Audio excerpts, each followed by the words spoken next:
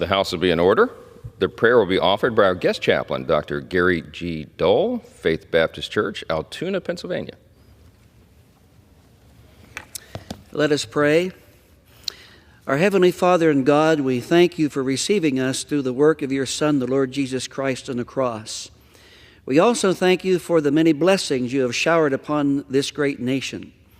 Today, I thank you for those you have brought into this great chamber to represent the citizens of our country and to advance the American ethic laid firm by the faith of our founders. May you guide, direct, enable, and strengthen Speaker Johnson and each member of this body in the path of unity that will bring lasting peace and prosperity to this nation we all love. I pray that by your grace, you will enlighten each representative with your wisdom that will maintain America as a bastion for peace and freedom around the world for generations to come.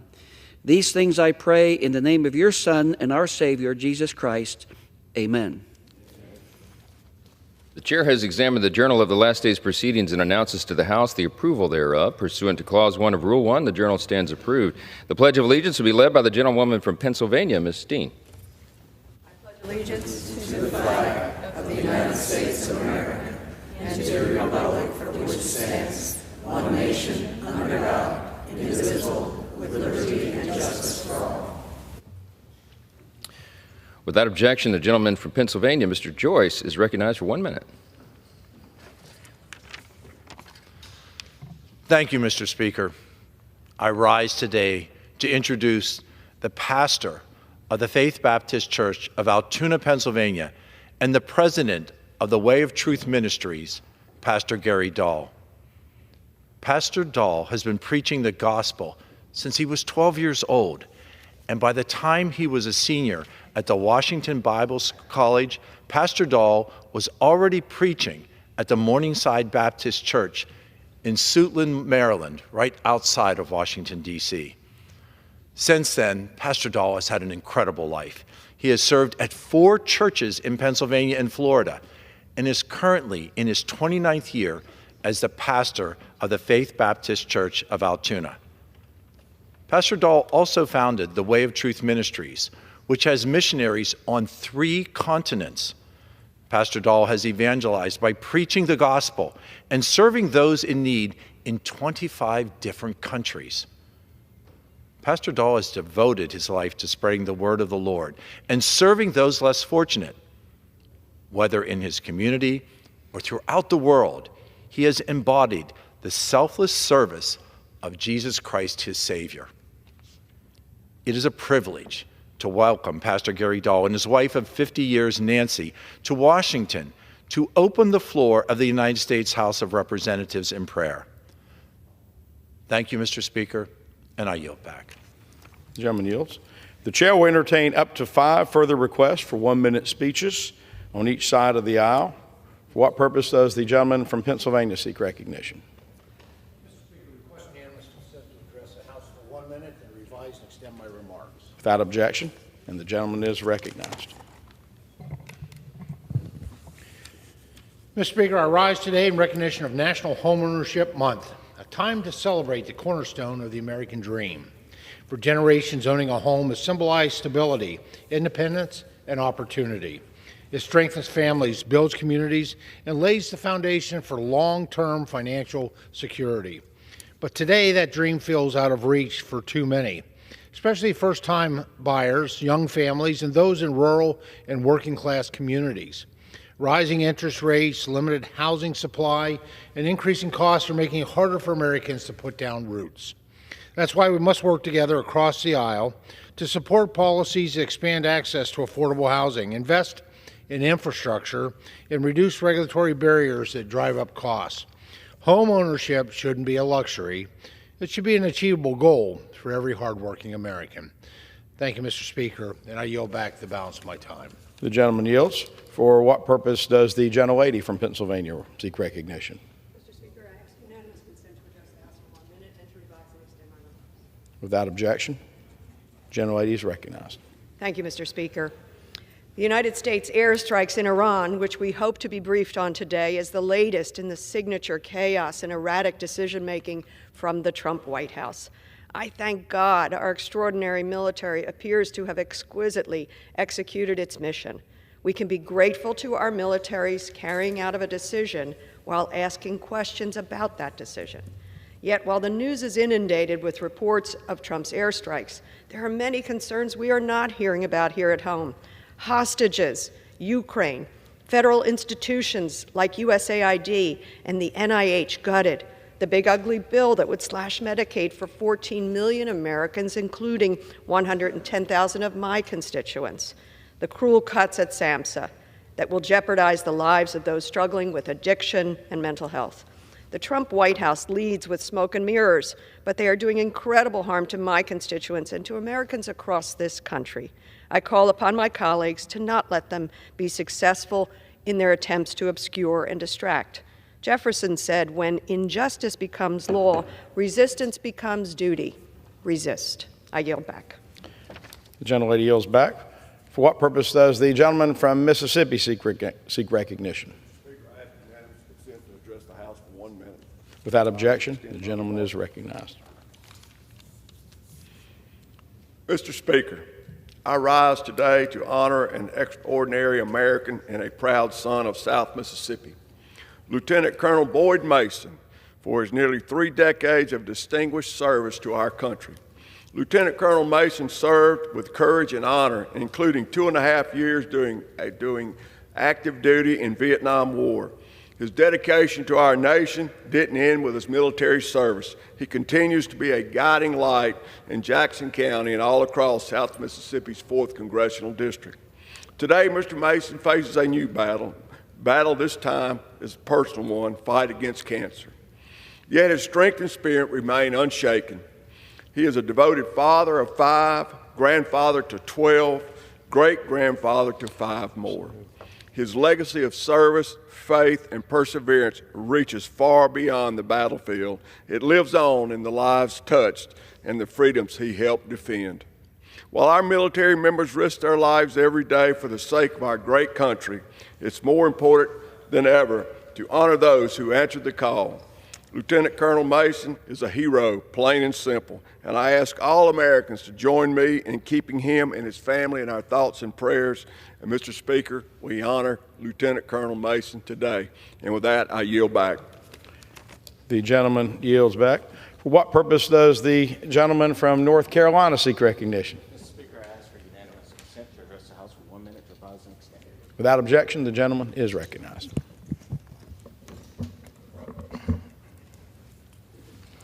Mr. Speaker, I rise to recognize John Walston, affectionately known as Bus Dad.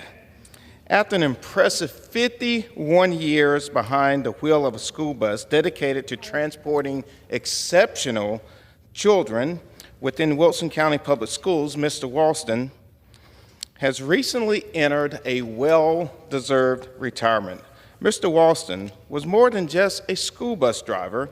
He was devoted to his students and their families. He warmly welcomed each child on his bus every morning, making sure they were ready for school. His bus was more than just a mode of transportation, it was a safe haven. Mr. Walston's dedication exemplifies a great American story, highlighting the essence of public service: impactful, consistent, and full of love and compassion. Mr. Walston, thank you for your extraordinary commitment to your students over the decades. Your legacy will remain with those you've touched, and we wish you a wonderful retirement. Thank you, Mr. Speaker. I yield back.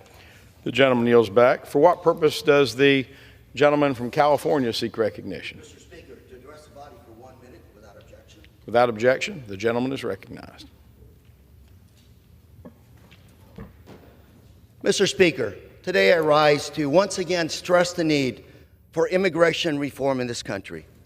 Just last week, back home, one of my taxpayer constituents, Narciso Barranco, was picked up by, I believe, our ICE agents. They were masked, and is now sitting in an ICE facility, holding facility in Los Angeles. Videos show him punched by masked federal agents unprovoked. He's lived in my district for 25 years or more, and not a traffic ticket to his name. More importantly, he has 3 sons. 3 sons, all serving in the U.S. Marine Corps. You know, we make movies of families like this. 3 sons ready to make the ultimate sacrifice for this great nation, and instead he's being held in custody in an ICE facility in Los Angeles. Our federal agents should be taking criminals off our streets, not gentlemen like this. I pray that Mr. Barranco's case is a wake-up call for all of us for immigration reform. Mr. Speaker, I yield. The gentleman yields back. For what purpose does the gentleman from Rhode Island seek recognition? I ask to address the House for 1 minute and to revise and extend my remarks. Without objection, the gentleman is recognized. Mr. Speaker, I rise today for the 26th time to call on the Trump administration to honor its word and restore funding for life-saving food aid around the world. You know, the words from the Trump administration have been pretty good on this.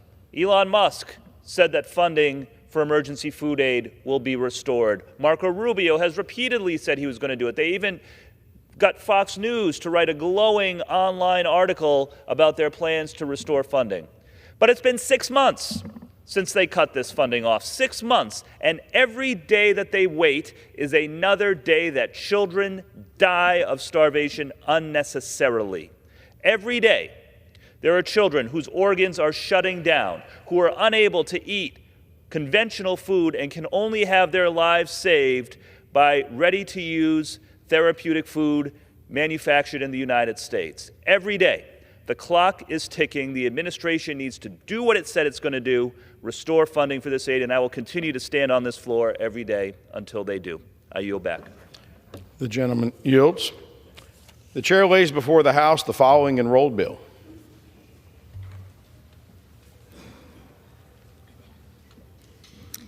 H.R. 2215, an act to redesignate the Salem Maritime National Historic Site as the Salem Maritime National Historic Park and for other purposes.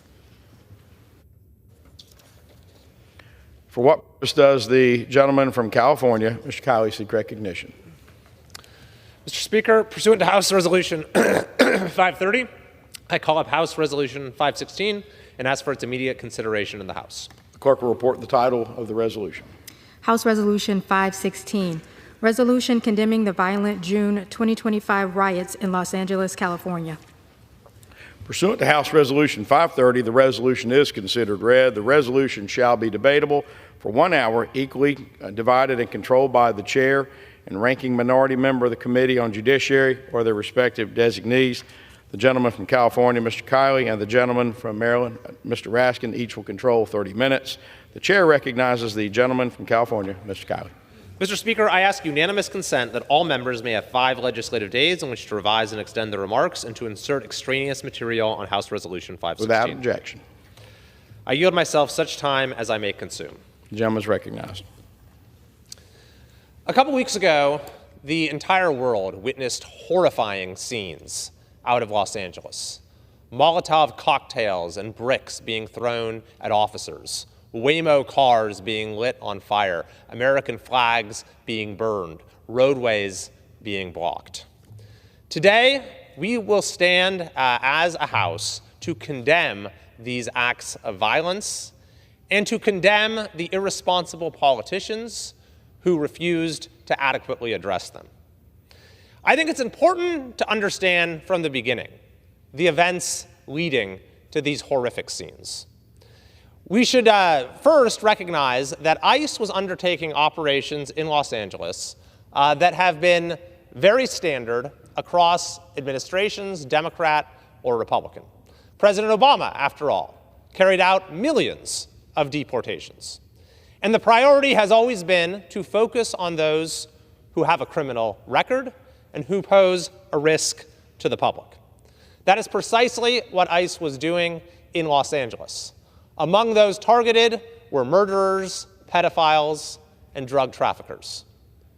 It should also be recognized that one of the reasons that some of these people had to be sought out in the community is that the city of Los Angeles and the state of California have chosen to enact sanctuary policies that explicitly forbid ICE from taking custody of these dangerous individuals in the safest and least disruptive setting, in a custodial setting, that is, in jails. That is the explicit purpose of our sanctuary laws. So despite these facts, as these operations were being carried out in a standard and targeted way in Los Angeles, you had certain politicians who engaged in inflammatory rhetoric, and you then had individuals gather to disrupt the activities of ICE and our federal officers, and then you saw these extreme and horrifying acts of violence. Now, I want to be very clear. I will defend in any way that I can the right to assemble and protest, regardless of the content of what the protesters are advocating. This is foundational. It is fundamental to the American system of government. But violence is another matter entirely. This is not just a matter of protest crossing a line. Violence is the antithesis of protest. It seeks to shut down the process of deliberation, argument, and debate. It seeks to exalt force over reason. It is an abandonment of the American experiment of self-government. And by the way, this is especially true when the very purpose of the violence is to impede the policies of a duly elected president from being carried out. It is to say that a violent agitator should be able to overthrow, through force, the will of a democratic majority that has been established through a democratic, free, and fair election. That is what we bore witness to in Los Angeles. And yet, instead of doing everything possible to restore order, to protect the citizens of Los Angeles, to protect our law enforcement officers and our federal officers, you saw certain irresponsible, vainglorious politicians in California decide that this was their star-making moment, where they would egg on the violent agitators, where they would try to pick a fight in every way they could with the president, even going so far as to file a frivolous lawsuit that was thrown out unanimously by the Ninth Circuit. And worst of all, these politicians decided to place the blame for the violence on our incredible National Guard members, somehow saying it was their presence there that caused it. This is deeply offensive, and our National Guard members are owed an apology. So today, I hope that we can stand together, Republicans and Democrats, in making it very clear that protest and assembly are fundamental rights in this country, and that acts of violence are a grave threat to those rights. Specifically, this resolution recognizes the right to assemble and protest peacefully, condemns unequivocally the violence perpetrated against federal, state, and local law enforcement, calls on local and state elected leadership to work with the federal government to end the violent riots and restore peace, and expresses gratitude to law enforcement officers, including the Los Angeles Police Department, Los Angeles County Sheriff's Department, California Highway Patrol, Orange County Sheriff's Department, and other local, state, and federal law enforcement agencies, including the United States Immigration and Customs Enforcement, for keeping our communities safe in the face of danger.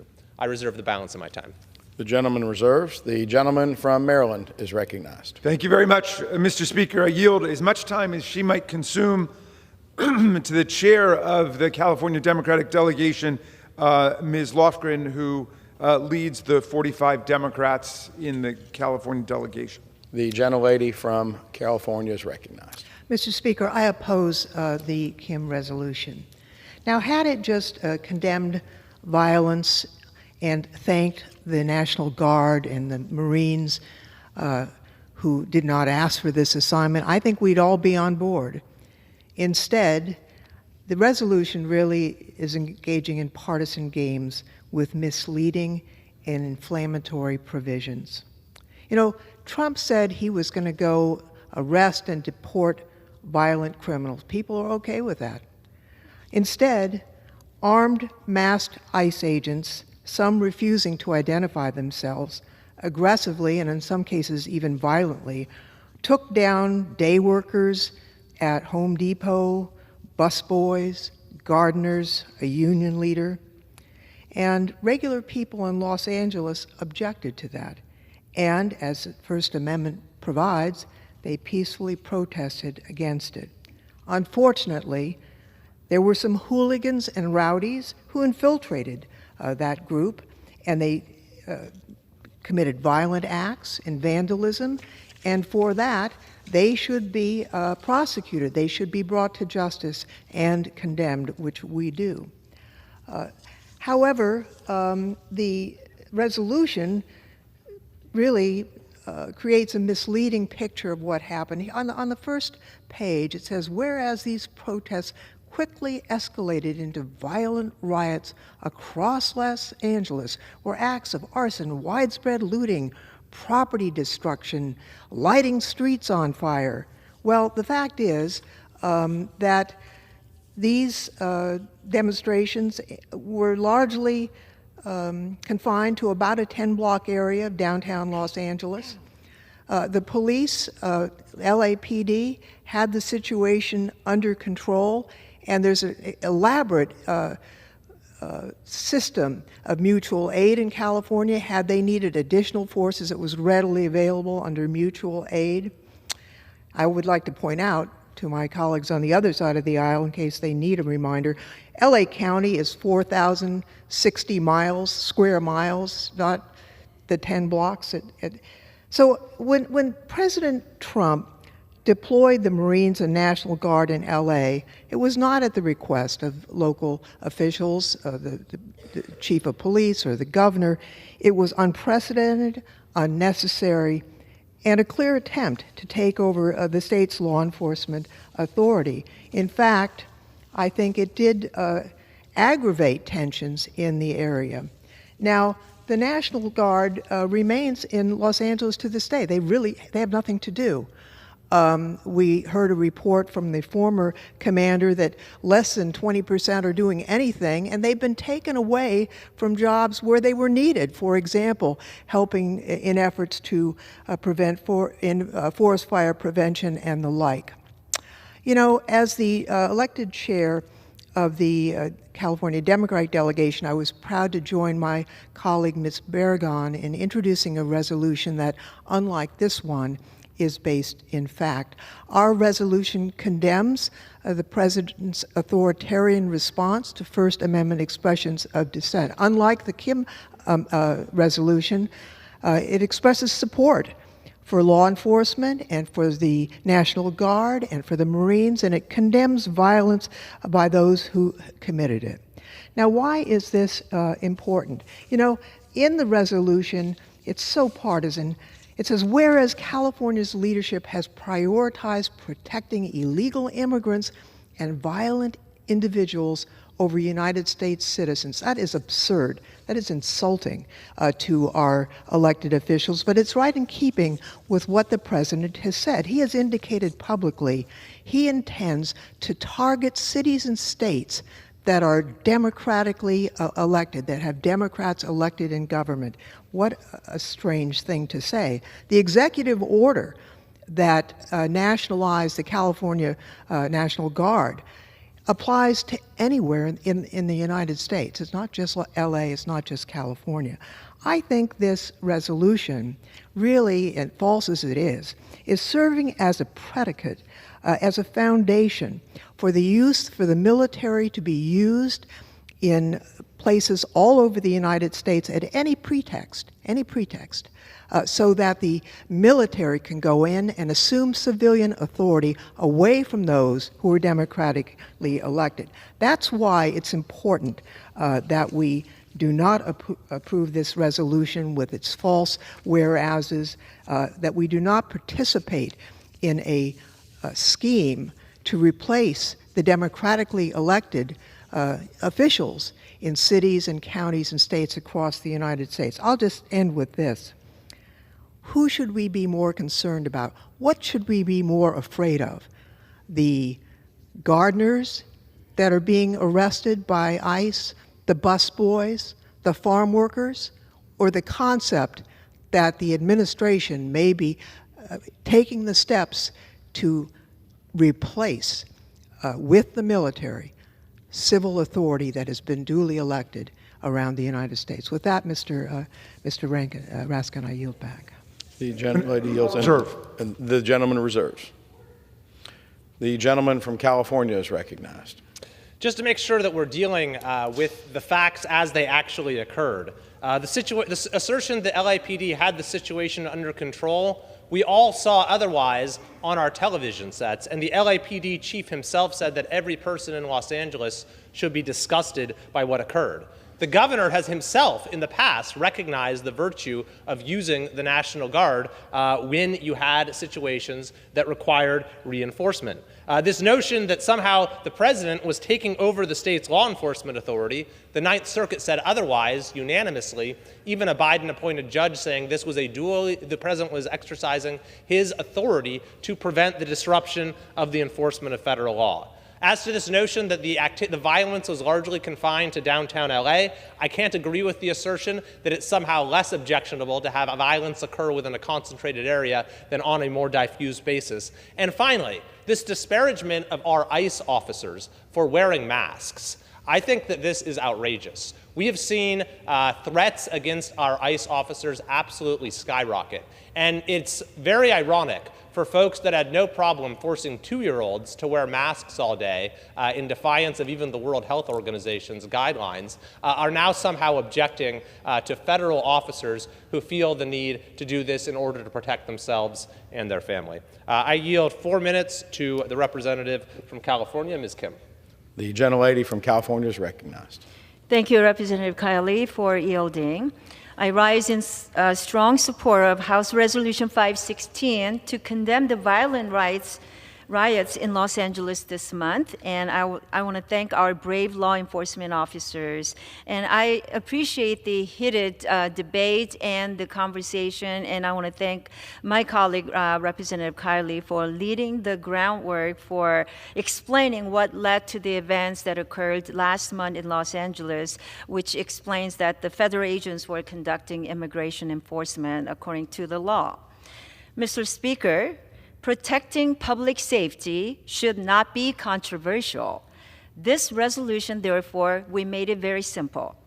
It recognizes the right to assemble and protest peacefully, and it condemns unequivocally the violence perpetrated against federal, state, and local law enforcement. It calls on local and state elected leadership to work with the federal government and restore peace. And it expresses gratitude to our local, state, and federal law enforcement officers for bravely keeping our communities safe in the face of danger. That's what this is about. Do you stand with our law enforcement officers working to keep our communities safe and have the common sense to call out rioters who commit vandalism, violence, property damage, and other crimes in our streets? Mr. Speaker, like others in the chamber and many across this country, I am an immigrant who came here legally in pursuit of the opportunities that this country provides. I am proud to be an American, and I am paying it forward to keep the American dream alive for my children and grandchildren. Peaceful protests are a constitutional right. We all cherish that. And our communities should not be living in fear. But peaceful protest and freedom of assembly gave way to chaos in Los Angeles we witnessed a few weeks ago. We saw acts of arson, looting, property destruction, vandalism, blocking streets and highways, lighting cars on fire, shooting fireworks, throwing rocks at law enforcement vehicles, and even assaulting federal and local police officers. As a result, we saw more than 500 rioters were arrested, and at least a dozen LAPD officers were injured. Local and state leadership clearly could not contain the chaos. The riots have cost at least $30 million to pay overtime and repair property damages to city buildings. This doesn't include the small businesses and other private entities whose businesses fell victim to the destruction.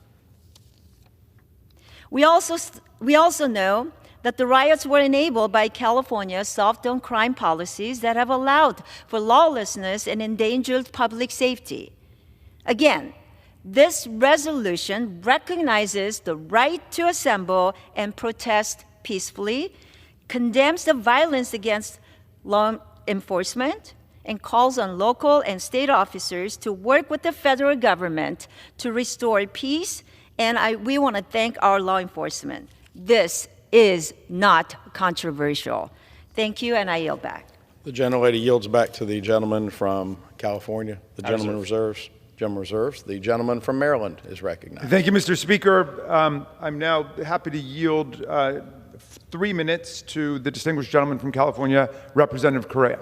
The gentleman from California is recognized. Thank you, Mr. Speaker. I ask, what happened? My hometown, Santa Ana, California, predominantly Hispanic Latino. Factory workers live there. Remember, we're the biggest manufacturing state in the union. Nearshoring, guess where it's happening? Largest ag state in the union. A lot of farm workers in my district. What happened? One day, we're going about our business in Santa Ana, Orange County. Masked federal agents start going into our neighborhoods, picking up hard-working neighbors. Oh yeah, you bet people were concerned, scared, and nervous. And a lot of people expressed their First Amendment right. We got the National Guard. Sheriff Don Barnes, Orange County Sheriff Don Barnes, did not call for the National Guard. Local police chiefs did not call for the National Guard. We get the National Guard.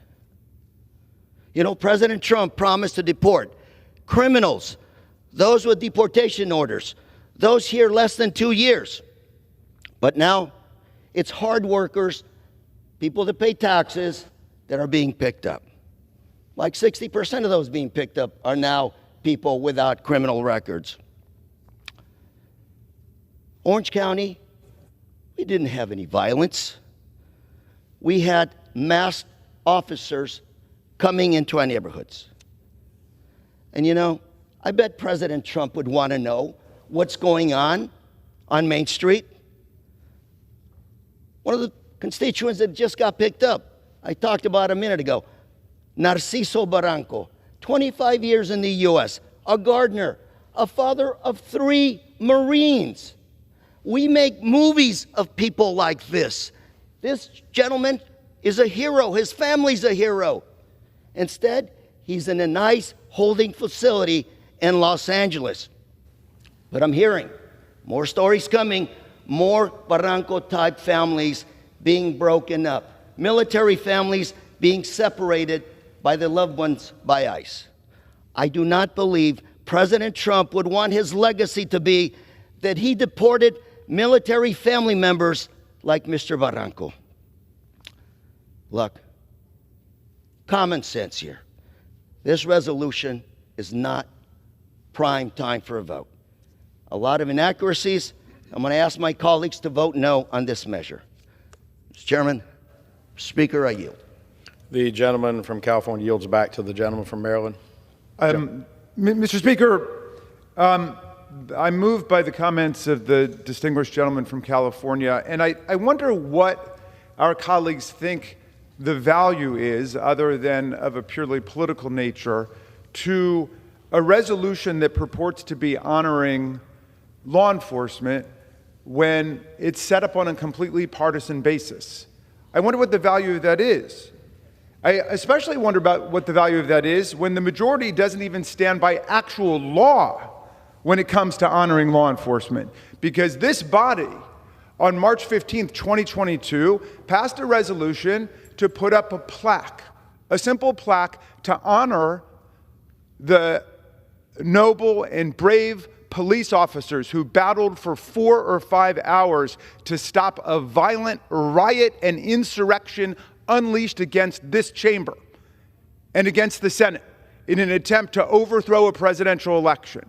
And so we voted to erect a plaque in their honor. That was on March 15th, 2022. It was supposed to have been put up on March 15th, 2023. We're now more than 2 years overdue in honoring those police officers, 140 of whom were wounded, injured, disfigured, and many of them permanently disabled. And several lost their lives in the days to follow that atrocity, attack on this body. There's a law which says put up the plaque, and Speaker Johnson and the majority will not put the plaque up, which is why when you walk in the House office buildings now, everywhere, there are poster replicas of that plaque being put up. Now they want to pass a resolution deploring violence that took place thousands of miles away from here, and it's just a resolution, a hortatory resolution. They can't even get bipartisan support because, of course, they've got to set it up on a polemical partisan basis instead. What is the utility of that resolution when they won't even follow an actual law to honor police officers who put themselves between us and a bloodthirsty mob? And that's not a partisan point because the Republicans denounced it at that time as terrorism, as an attack on this institution, as intolerable, as unacceptable. And I'm happy to share with my colleague, who I know wasn't in Congress at the time, all of the statements made by Republican leaders at that time, begging Donald Trump to send in the National Guard, which he controlled because of the District of Columbia National Guard, and he didn't do it. He sat and he watched it, eating hamburgers or whatever in the White House on TV, ignoring all of the appeals to send the National Guard to come and defend Republican and Democratic members of Congress. And now we've got a law which says put the plaque up in honor of these officers, and they can't do it, but they want to bring a totally partisan resolution to the floor deploring violence thousands of miles away, and you've got members of Congress from California saying that they're not capturing what actually happened there. But no, it's got to be another opportunity for partisan division. Why? Why can't we honor law enforcement together and follow through on our word? I'll reserve. The gentleman reserves. The gentleman from California is recognized. As to the comments of my colleague from California, he set forth his view as to what the priority and the limitations ought to be when it comes to deportation policy. And he is, of course, acting appropriately in doing so. That is his right and his prerogative as a member of Congress, as it is for any citizen. This resolution does not have anything to do with the merits of his view. This resolution simply states that one should not use violence in order to advance that view. I would hope that this should be a principle we should be able to agree on a bipartisan basis. And as to my colleague from Maryland's claim that this resolution is somehow set up in a partisan way, nothing could be further from the truth. The resolution simply condemns acts of violence. We are opposed to sanctuary policies. We're opposed to putting a target on the back of our federal officers and, frankly, to defunding the police. And it's not our fault that those who have allowed this violence, who have promoted sanctuary policies, who have put a target on the back of our officers, who have called for the defunding of the police, all happen to belong to one party. I yield 3 minutes to my colleague from California, Mr. McClintock. The gentleman from California is recognized. Thank you, Mr. Speaker. You know, many Democrats in this House have called the LA riots peaceful, even while Americans watched with their own eyes as marauding mobs under foreign flags set cars on fire, threw concrete blocks at police, terrorized motorists, and vandalized and looted local shops. The Democrat vice mayor of Cudahy called on criminal street gangs to attack federal law enforcement. The Democrat mayor of Los Angeles said that for the riots to stop, the federal government had to stop enforcing federal immigration law. You just heard the same sentiment expressed on this floor a few minutes ago. The Democrat Newsom administration has paid millions of taxpayer dollars to one of the principal organizers of these riots. I have news for the Democrats. The doctrine of nullification died with the Confederacy. States are not permitted to obstruct the enforcement of federal law.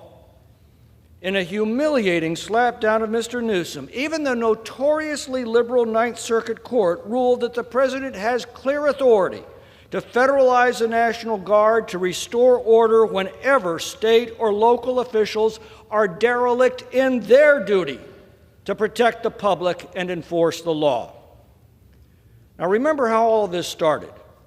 ICE agents attempted to execute court-ordered warrants on criminal illegal aliens. When a mob intervened, ICE called for local law enforcement. The mayor reportedly stopped them from responding, and the governor did nothing.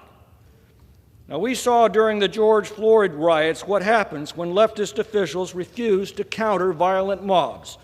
American cities aflame, billions of dollars of damage, and 19 people killed. This resolution condemns the violence, but there is something far more sinister afoot that strikes at the very foundation of a constitutional republic: the rule of law. As Abraham Lincoln told the Democrats long ago, there is no grievance that is a fit object of redress by mob law. And this generation of Americans is taking note. I yield back. The gentleman from California yields back to the gentleman from California. I reserve. The gentleman from California reserves. The gentleman from Maryland is recognized. Well, thank you, Mr. Speaker. I'm pleased to hear my colleague invoke Abraham Lincoln and the rejection of disunion, secession, and violent attack on the federal government. Neither of my colleagues who's on the floor has said a word explaining why they won't put the plaque up to honor hundreds and hundreds of police officers on the Capitol Police Force, on the Metropolitan Police Department and the Montgomery County Police throughout the region who came to defend us. Why won't they put the plaque up if they're really such big supporters of the police? That's a law. They just want to pass a resolution. Their resolution, of course, is completely political. One of their whereas clauses is, whereas California's leadership has prioritized protecting illegal immigrants and violent individuals over U.S. citizens. That's just defamation of the law enforcement officials in California. It is defamation against the governor of California, the mayor of Los Angeles, the sheriff in Los Angeles County, the chief of police in LA, all of whom fought to put that violence down when riots broke out. Something Donald Trump never did when the riots broke out that he incited against us. And remember, he was impeached by this body for inciting a violent insurrection against us. So not only did he not do anything to defend us, he was the one who caused the whole chain of events that led to the deaths that took place that day, the violence that took place that day, and my colleague won't utter a word about it. He won't say a word about it. And, so all of the attempt to focus everybody over there is a distraction from the fact that they still, to this day, are defending what Donald Trump did with January 6th. And why? Because they also defend his lie that he won the 2020 presidential election, which he lost by more than 7 million votes, 306 to 232 in the Electoral College. So I don't know what the meaning of their totally partisan resolution is when they won't even stand by the law that it was signed into law by the president to put a plaque up, a simple plaque up honoring police officers who fought tooth and nail for hours against the most bloody, vicious, violent insurrectionist mob ever to attack the Capitol of the United States. I'm going to recognize the distinguished gentlelady from California, Ms. Chu, for 2.5 minutes. The lady from California is recognized, but before that, the chair would remind the body that members are reminded to refrain from engaging in personalities toward the president. The lady is recognized. I rise in opposition to this extremely partisan resolution that seeks to legitimize President Trump's baseless attacks in Los Angeles and on our elected leaders, including Governor Newsom and Mayor Bass. This administration's mass ICE raids by masked agents that will not identify themselves have trampled on our rights and left our community shaken, but not defeated. The president manufactured a crisis in Los Angeles and then blamed our constituents for it. He induced ICE to terrorize our community, detaining hundreds of hardworking residents at places like Home Depot and car washes, including U.S. citizens like Job Garcia, a doctoral student in my district, the Claremont Graduate University, who was manhandled, thrown to the ground, and handcuffed. And for this, the president called in the National Guard and Marines? This resolution only gives credence to Trump's dangerous rhetoric. Instead, we should be considering the resolution introduced by California's Democratic delegation, which condemns anyone engaged in violation of the law, violence, or vandalism, but most importantly, stands up for our constitutional rights to due process and free expression, and shows our appreciation to local law enforcement for upholding public safety. Rather than feed into the president's cruelty, we are standing up for the communities we were elected to represent. Well, and I thank the gentlelady. So the gentlelady yields back to the gentleman. The gentleman is recognized. Thank you, Mr. Speaker. I thank the gentlelady for her excellent point. And the California delegation has advanced with Ms. Lofgren a truly bipartisan resolution that deplores all violence, because the political violence is getting out of control in America. We just had colleagues in Minnesota who were the subject of assassination attempts. And of course, the former Speaker of the Minnesota House was killed along with her husband, and a state senator was wounded along with his wife. So we deplore all the political violence across the board, and we defend the right to speak. And we look for policies from the federal government that will not exacerbate conflict, but will reduce conflict. This resolution, far from being nonpartisan, as my distinguished colleague argues, in fact, attacks the governor of California, it attacks members of Congress, it attacks California leadership, it attacks the mainstream media. I mean, come on. We know the difference between what is a partisan gotcha resolution and a resolution that actually attempts to unify people around common values. I'll reserve. The gentleman reserves. And members, for information, the minority party has 12 minutes left in debate. The majority party has 15 minutes left in debate. The gentleman from California is recognized.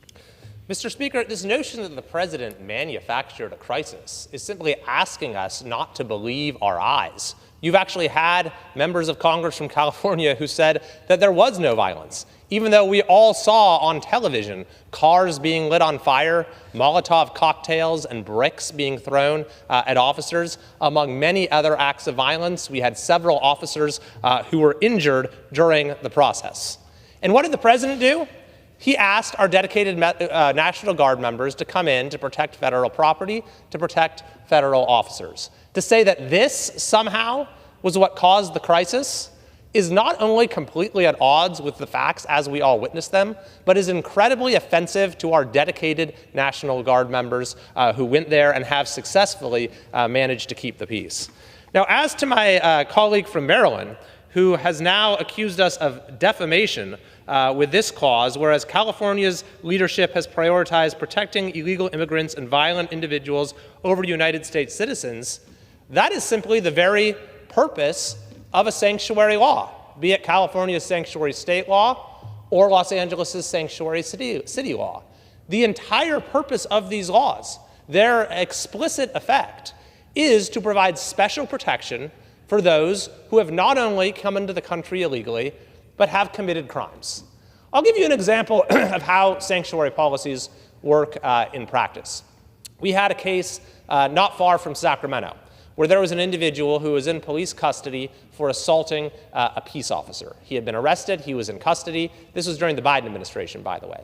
ICE saw that he was in custody, and they asked to take custody of him from the sheriff's office so that he could be deported. But the sheriff's office had to say, no, sorry, we're not allowed to do that under the sanctuary state law. The next week, that man murdered his own 3 daughters as well as their chaperone, a horrific crime that never would have happened if not for California's sanctuary policies. And in a similar vein, many of the operations which ICE conducted in a targeted and standard way in LA would have been unnecessary if it were not for a sanctuary policy that forbade them from taking custody of these individuals within a custodial setting. So I would simply ask my colleague from Maryland, are we to take it from his remarks that he would support reversing the sanctuary policies that have caused so much harm in California and Los Angeles? I reserve. The gentleman from California reserves. The gentleman from Maryland is recognized. Thank you, Mr. Speaker.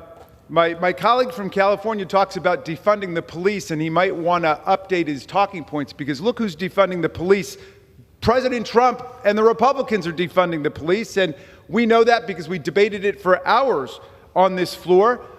His Doge agents, back when Elon Musk was still in town before he got run out of town by somebody, Doge sent a guy into the Department of Justice who cut out an estimated $500 million in community project funding to police departments across America and victim rights organizations and others receiving those grants.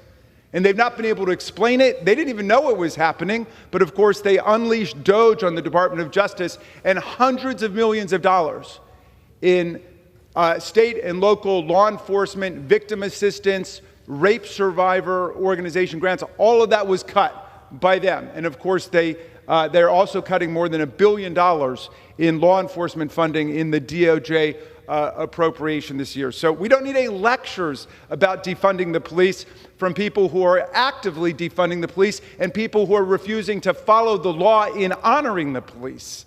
And my friend from California refuses to utter a word about that. Could somebody please explain why they're not following the law and putting a plaque up to honor the officers who came to save our lives? On January 6th, I'm honored to yield 2 minutes to the distinguished gentlelady from California and member of the Judiciary Committee, Ms. Kamlager. The gentlelady from California is recognized. Thank you, Mr. Speaker. I rise in fierce opposition to this performative and misleading resolution that reads like a cheap script treatment looking for a second-rate director. H.R. 516 is not about public safety. It is about fear. It is about scapegoating immigrants, and it is about gaslighting the American people into believing that Los Angeles is some so-called hellscape. If it is such a hellscape, I want to know why Republican members of Congress have been flying into Los Angeles over the past few weeks attending fundraisers. Nobody's showing up in a hazmat suit or in combat gear. So, if it is such a hellscape, pull back the cameras, release the drone footage so we can see what is happening across the entire city. This resolution ignores the fact that the violence didn't start in a vacuum. It was sparked by the Trump administration's provocative, aggressive immigration raids across the state. ICE agents were in neighborhoods, in grocery stores, at churches. You know, I've never seen a segment on TV about an MS-13 cartel boss in the 3rd grade. That's what we're seeing. And of course, we came out and protested. That is what democracy looks like. And of course, our communities are terrified across Los Angeles, across the state, across the country. But instead of listening to us, people from LA, the president escalated this drama, deploying the National Guard and the Marines to Los Angeles without a request from local law enforcement, the governor, or the mayor. Why? To launch a pathetic, made-for-TV reality TV show to justify authoritarian crackdowns and to divert from the real violence, the violence of cutting $880 billion from Medicaid, the violence of kicking people off of health care, the violence of tanking our economy into the gold toilet. That is what we should be talking about, and that is what this president doesn't want us to talk about. So he turned the cameras and the manufactured, fabricated violence onto Los Angeles. And then we have the audacity. Just a moment. Does the gentleman wish to yield additional time? Yes, an additional 30 seconds. Thank you. The gentlelady is recognized. Thank you, Mr. Speaker. And now this is audacity in blaming local leaders. This is about optics and power and control and stoking the ego of Republicans and King Daddy. We are tanking the California economy, the fourth largest economy in the world, largest donor state. I refuse to support this resolution, and I yield back. The gentlelady yields back to the gentleman from Maryland. We reserve. Thank you. The gentleman from Maryland reserves. The gentleman from California is recognized. This is really an odd notion that we've heard repeatedly, that the violence was only concentrated in part of LA and we needed to zoom in and look at the city as a whole. For the folks who had to deal with this chaos in downtown LA, it's a little comfort to them that things might have been more serene in Beverly Hills. My colleague from California uses the term hellscape for LA. I'm not sure I would use that term, but I can tell you LA has had a lot of problems, so much so that the sheriff's department even had to come out and tell folks, don't wear your jewelry when you go outside. Just take it, put it on after you get to your destination. And as to the assertion that somehow this is a made-for-TV spectacle created by the president, ask yourself, what made for more sensational TV images? The Waymos being set on fire, the Molotov cocktails being thrown at officers, which is to say the things that happened before the National Guard got there, or our dedicated National Guard members standing outside federal buildings, making sure that no further damage to property and life occurred. I reserve. The gentleman reserves. The gentleman from Maryland is recognized. The gentleman from California has engaged in a spirited defense of the immigration policies of the administration. I wonder if he would clarify for us what the policy is this week, or at least today, with respect to agriculture in California or any other state, because President Trump heard from the Secretary of Agriculture and large agrarian interests saying that his immigration policies were destroying agriculture in America by getting rid of tens of thousands or hundreds of thousands of people who work there, and they're disrupting the entire agricultural economy. Then Donald Trump announced that there were some very fine, good workers within the agriculture sector, and they would not be enforcing the law there, and that lasted for several days. Then there was a reversal, and they went back to saying, yes, we will be doing ICE immigration crackdowns again. Then Donald Trump heard again from the agriculture secretary, as I understand it, and other interests, and he said, no, they would be leaving some of these people alone. I wonder if the gentleman could clarify that for us, and I wonder whether it causes him to second guess in any way his absolute support for these policies. Maybe it suggests there's something wrong with what they're doing and the administration could go back to the drawing board. I yield 2 minutes to the very distinguished gentlelady from California, Representative Barragan. Gentlelady from California is recognized. Thank you, Ranking Member Raskin. I rise in opposition to this partisan and misleading resolution under consideration.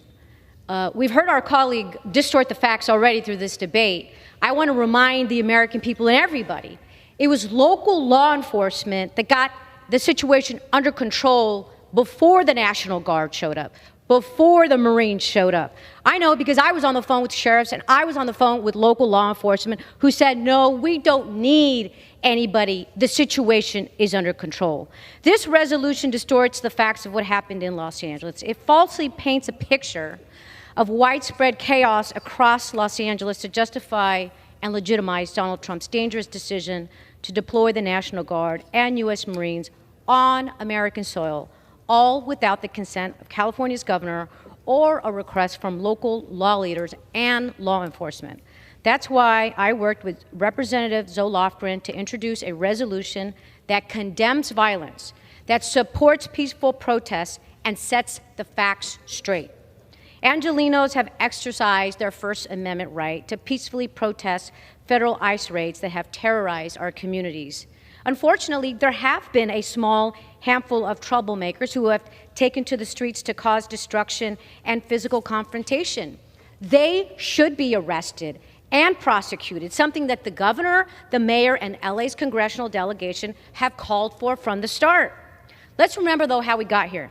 What we've seen on our streets is chilling. Masked men in unmarked cars, no identification or badge, drawing weapons, swarming businesses and parks to indiscriminately stop, arrest, and detain immigrants and U.S. citizens. People are being stopped and detained because of the color of their skin. These are not violent criminals. The majority of the people have no criminal record. They're taking and leaving, they're taking the parents and they're leaving the kids stranded. They have baying grenades in crowds and sending those off. ICE is even arresting U.S. citizens based on how they look. I would grant the gentlelady additional 30 seconds. The gentlelady has an additional 30 seconds. It is this conduct that's causing people to go out on the street and peacefully protest. President Trump's deployment of troops only escalated tensions and further unrest. Democrats have been clear. Anyone who committed violence must be held accountable. We must recognize that peaceful protests are patriotic.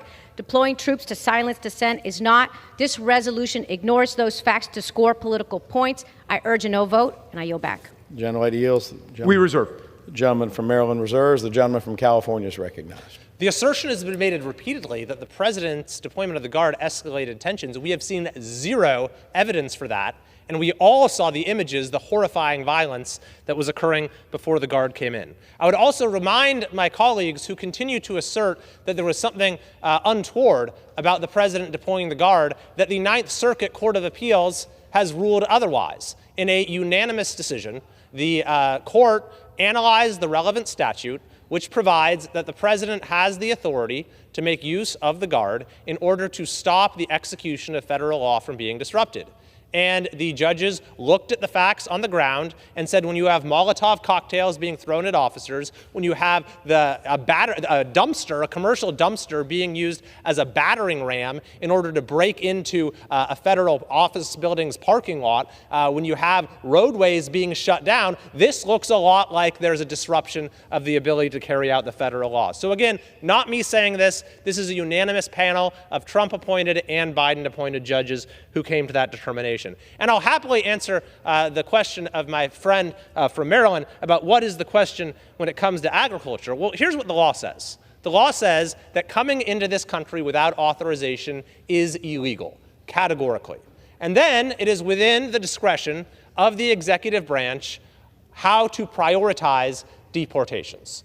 And across party lines, there has always been a strong focus on prioritizing those with criminal records.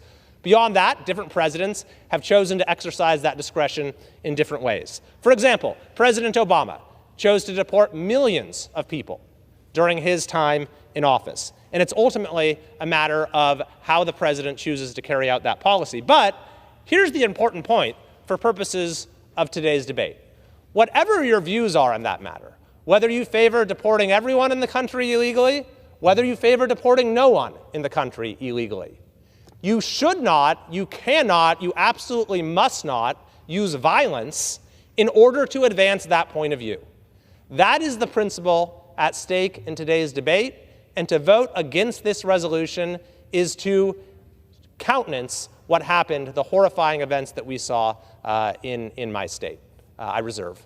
The gentleman from California reserves. The gentleman from Maryland is recognized. Well, thank you, Mr. Speaker. And I'm glad we're getting somewhere in this debate. The gentleman concedes that it's within the discretion of the administration to decide where to target resources. I was just trying to find out where the administration is this week, because we're getting conflicting accounts of whether or not they're still targeting the farm workers, because we're getting reports from California, Texas, New Mexico, that entire farms are shut down because there have been ICE raids. The other workers are afraid to come to work, and they're begging the president to do something. He said we would stop doing that. Then they reversed it, I think, when Stephen Miller got involved, and now the agriculture interests again are getting involved. They should get the policy together. But it speaks to an underlying problem here, which is that the overwhelming number of arrests now are not of people who are criminal suspects for anything. 65% of the people who've been taken by ICE since this administration began had no criminal convictions at all. And that's why you read articles like in the Wall Street Journal about small rural towns that voted for Donald Trump that are up in arms, that are in an uproar because people who have done nothing wrong and are pillars of the community are being taken away from their workplaces, their farms, their restaurants, their businesses, in their homes. I'd also would like to ask the distinguished gentleman from California, whom I know to be a serious student of the law because he was a student of mine of the law when we were at Yale Law School together. What authorizes the government to send people out who are not identified with any law enforcement insignia, masked in unmarked cars to arrest people. Doesn't that set the people up for danger in America? That's what the assassins in Minnesota were doing. They showed up dressed like some kind of vague, like police person without any law enforcement insignia in an unmarked car. That sets us up for danger. Don't you think that the law enforcement norm is for people to know who police officers are so that they know they have to submit to their authority? I would happily yield I'll reserve and see whether my colleague would like to answer the question. The gentleman from Maryland reserves. The gentleman from California is recognized. Well, if it's true that law enforcement is somehow never allowed to be in something other than their uniform, I think you have a lot of people who got tickets for running a stop sign when there was an unmarked car there who would be happy to hear that because they have now a new basis to challenge that. I think we are all aware that there are circumstances like when someone is undercover, when they're doing a stakeout, in which it doesn't make sense to identify yourself as an officer. Now, of course, that's neither here nor there because we've seen that in these very targeted operations, these folks are very clearly identified. And to the extent that some have chosen to not have their faces revealed, it's because we have seen the threats against ICE absolutely skyrocket over the last several months. And it's, again, quite ironic when you had folks on that side of the aisle who were all about masks in the most absurd of settings during the COVID years. We'd have people playing singles tennis or out on the ocean paddleboarding, and they're required to wear a mask. You'd have 2-year-olds having to wear masks all day when no other countries, did this. And yet now, when a federal officer undertaking dangerous activity, trying to do their jobs, yet facing threats, being doxxed, feeling like they and their family are at risk, chooses to take this protective measure, now you have a problem with it? I reserve. The gentleman from California reserves. The gentleman from Maryland is recognized. Well, we have no further speakers. We're ready to close. Does the gentleman wish to? So the gentleman reserves at this time? Yeah, I reserve at this time. The gentleman from California is recognized. I have no further speakers and wish to close. I reserve. The gentleman also reserves. So the gentleman from Maryland is recognized. Well, thank you, Mr. Speaker. Masked agents in unmarked cars sent out violating people's due process rights, as the courts have found, including all the way up to the Supreme Court.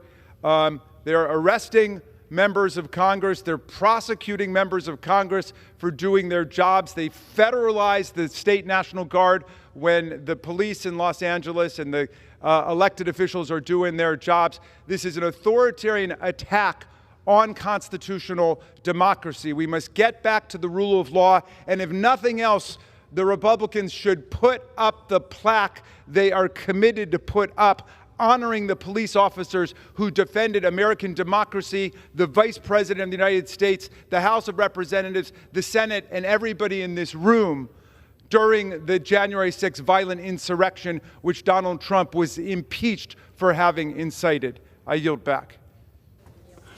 The gentleman yields back. The gentleman from California is recognized. Mr. Speaker, what happened in LA put on stark display years of reckless and failed policies, starting with the millions of people who came across the border illegally during the Biden years, and then the sanctuary policies that California has enacted, not to mention the countless people who have been released from prison early thanks to reckless crime policies. But today's resolution is not about any of that. Today's resolution is about something much simpler, a notion that I would hope would be unobjectionable, that in this country, we settle our differences through reasoned arguments and debate, not through force and violence, that we make political decisions through elections and not through riots. I hope that this resolution will receive strong bipartisan support on the floor today, and I yield back. The gentleman yields back. All time for debate has expired pursuant to House Resolution 530. The previous question is ordered on the resolution and the preamble. The question is on the adoption of the resolution. Those in favor say aye. Those in favor opposed say no. The ayes have it. The resolution is agreed to. I'd like to call for the Is the gentleman requesting the yeas and nays? Yes. The yeas and nays are requested. Those favoring a vote by the yeas and nays will rise. A sufficient number having risen, the yeas and nays are ordered. Members will record their votes by electronic device. This is a 15-minute vote.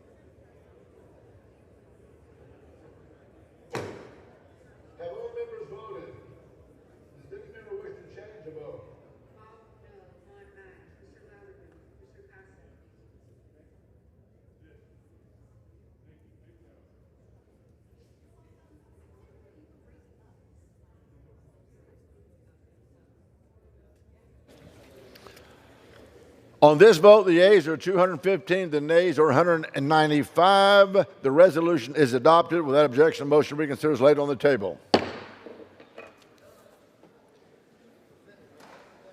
Somebody else? Are they going to do 1 minute? Good. I'll hang. So do we?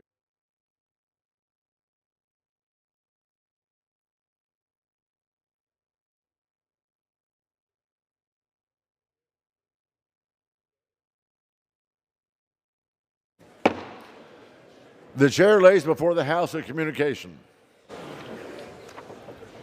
The Speaker's Rooms, Washington, D.C., June 27, 2025. I hereby designate the period from Friday, June 27, 2025, through Sunday, July 6, 2025, as a district work period under Clause 13 of Rule 1. Signed sincerely, Mike Johnson, Speaker of the House of Representatives. Okay, waiting on her.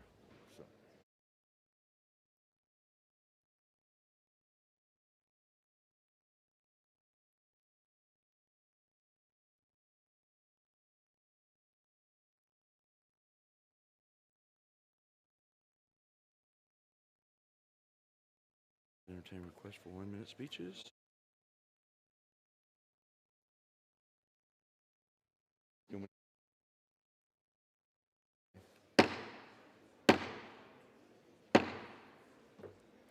The House will be in order. The chair will now entertain requests for 1 minute speeches. For what purpose does the gentleman from Ohio seek recognition? Mr. Speaker, I ask unanimous consent to address the House for 1 minute and to revise and extend my remarks. Without objection, the gentleman is recognized for 1 minute. Yeah, thank you. Mr. Speaker, I rise today to recognize the Hillsborough High School Lady Indians softball team. The Lady Indians had a historic season this year that saw them achieve over 20 wins and secure the Division IV Regional Championship for the first time in 23 years, finishing the year as state runner-ups. Teamwork propelled them to great achievements as the Lady Indians consistently had great performances on the mound and in the batter's box. Along the way, the Lady Indians were supported by a dedicated fan base of parents and alumni that fueled their desire for victory. Without the fan support and the support of their coaches, none of this would have been possible. I'll always be grateful for the parents and coaches that pour so much of themselves into our student athletes. The great achievements of the Lady Indians belong to them as much as they belong to the players. To the Lady Indians, all of Southern Ohio is proud of your accomplishments, and I look forward to another great season next year. Thank you, Mr. Speaker, and I yield back. Thank you. For what purpose does the gentlewoman from Oregon seek recognition? Mr. Speaker, I seek unanimous consent to address the House for 1 minute and to revise and extend my remarks. Without objection, the gentlewoman is recognized for 1 minute. Mr. Speaker, I rise in support of the LGBTQ community to celebrate Pride Month and to call out President Trump's reckless decision to shut down the 988 specialized LGBTQ youth hotline. This is a devastating decision that will affect people in every corner of our country. I want to put this into perspective. In 2024, 12% of LGBTQ youth attempted suicide, while nearly 40% seriously considered it. In comparison, the national average for students contemplating suicide is 20%, still far too large. Additionally, many of these young people are left without critical support from caring adults, leaving them nowhere to turn when crisis falls. We cannot deny the fact that this hotline is a vital service. Mental health is not a partisan issue, and our children should not be used as pawns in the president's purely political game. As the co-chair of the Bipartisan Mental Health Caucus, I am committed to expanding access to specialty mental health care by training qualified professionals to provide culturally relevant care and ensuring that high-quality, affordable services are available to all who need them. I will not remain silent in the face of President Trump's targeted attacks, and I will continue to fight for the LGBTQ communities. Thank you, and I yield back. For what purpose does the gentleman from Georgia seek recognition? Ask unanimous consent to address the House for 1 minute, to revise and extend my remarks. Without objection, the gentleman is recognized for 1 minute.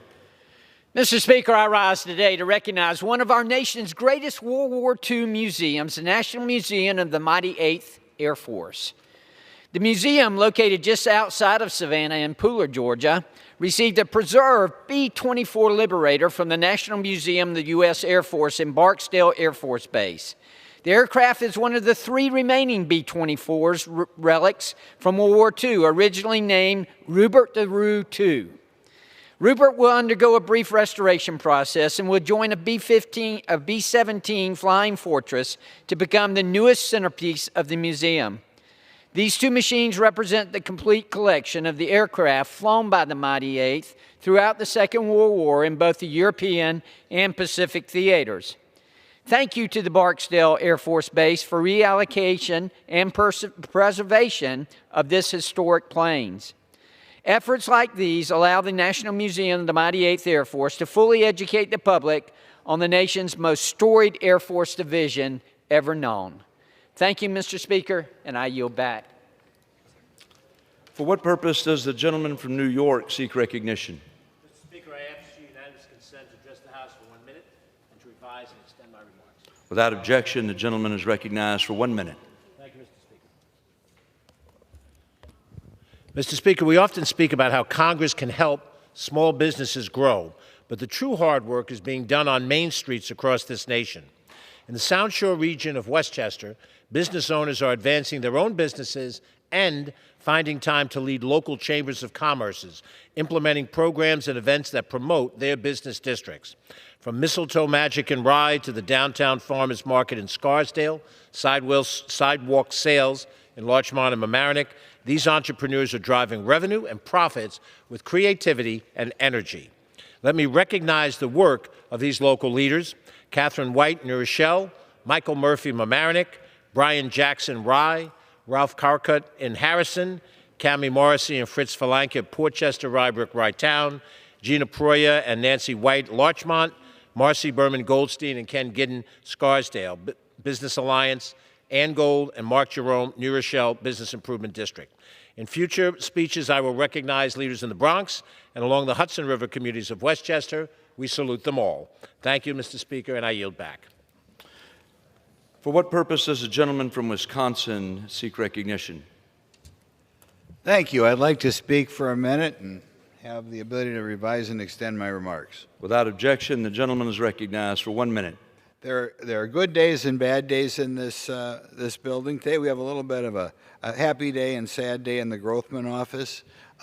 John Nagel, part of my policy shop, is leaving today. He's a great guy. He's the pride of Poway, California. Well, it's our loss. It's going to be the gain of the Pacific Legal Foundation. But I'd like to say one more time, thanks for all the help you've given me, John, and come back to our office again and again when you're on the Hill.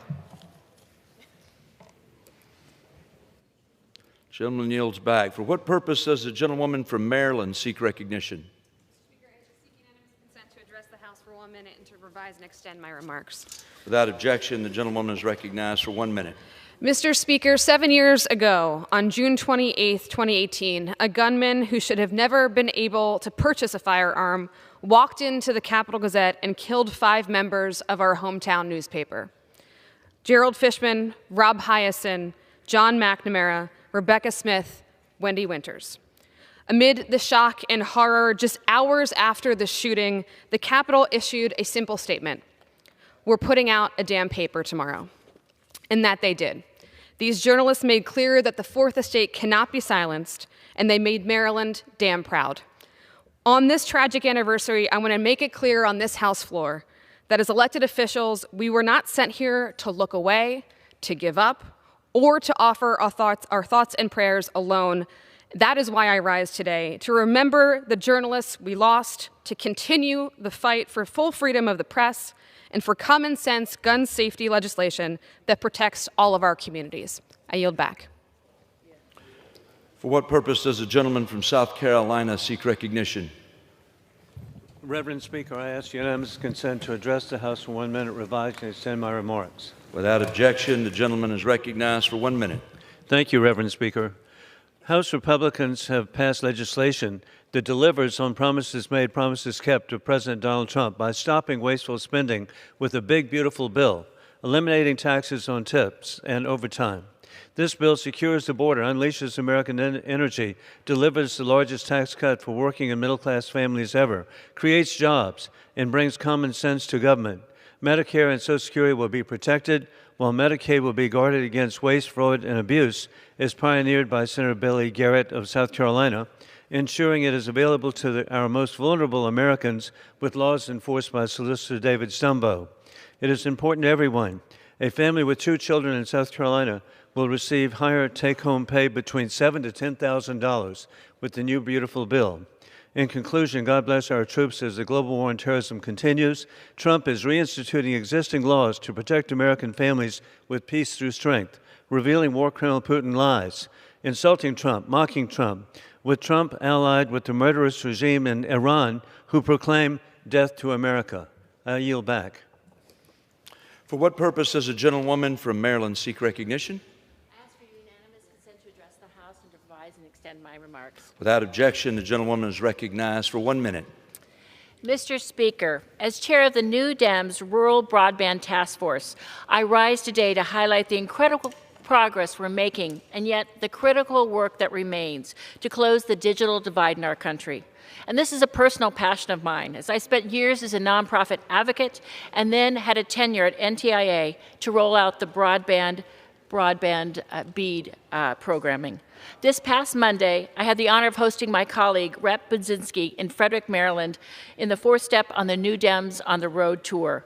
We visited a fiber installation and sat down with local leaders, government officials, and industry experts to talk about what's working and what remains in the way of delivering high-speed, affordable internet.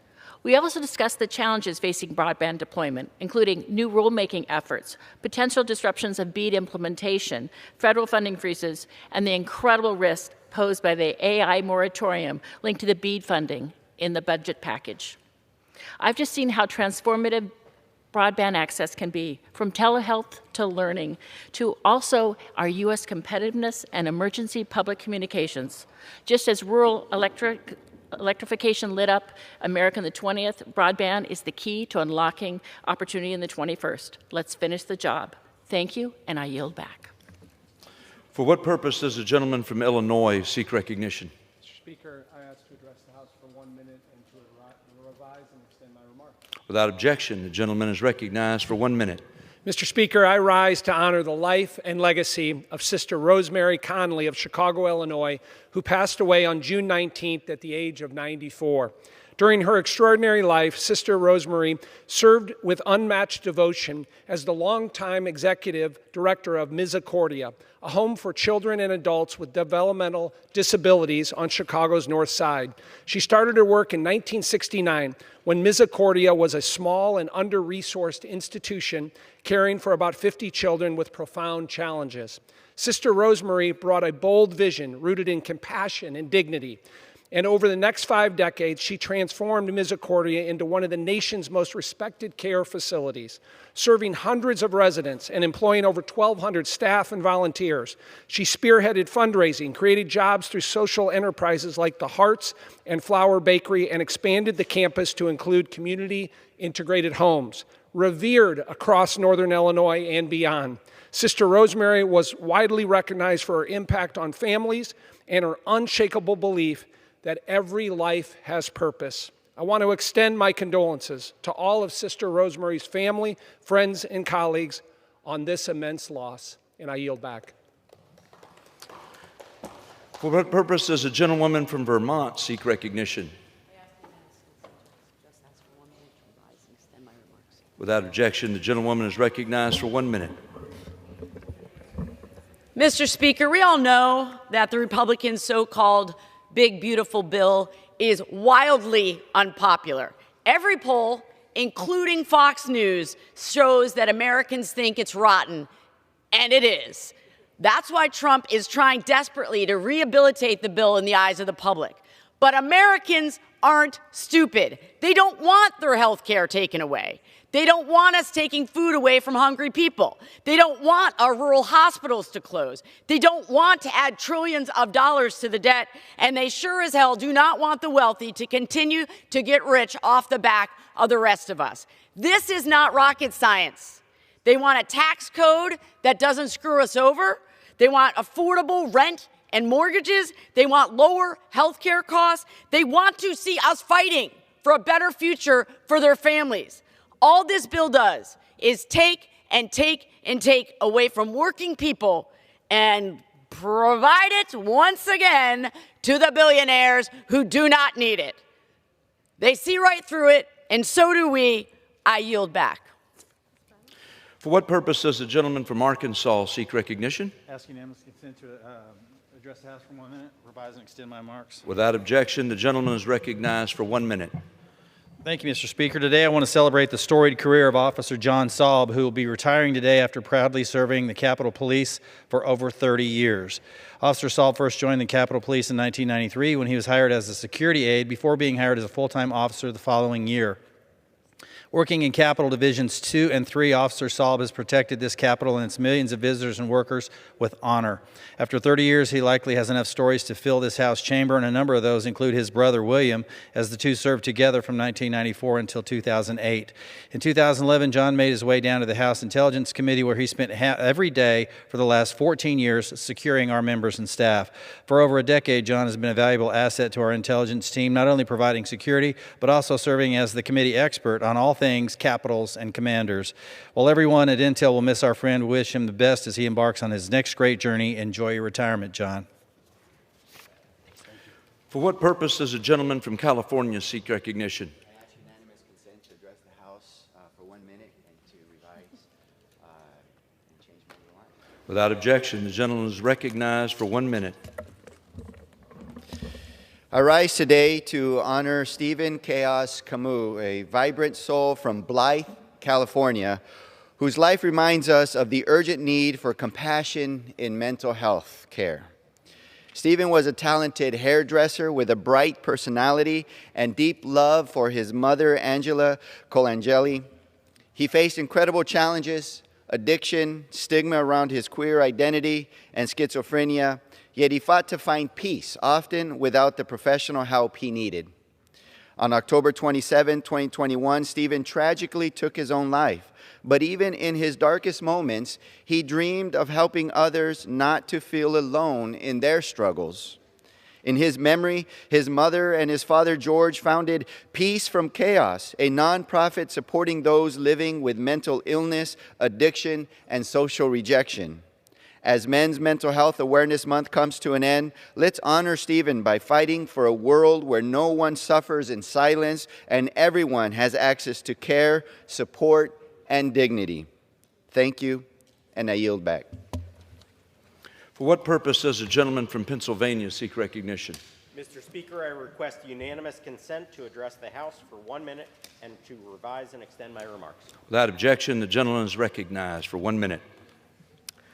Over the weekend, the world once again experienced a shocking act of terrorism committed against innocent civilians in Syria.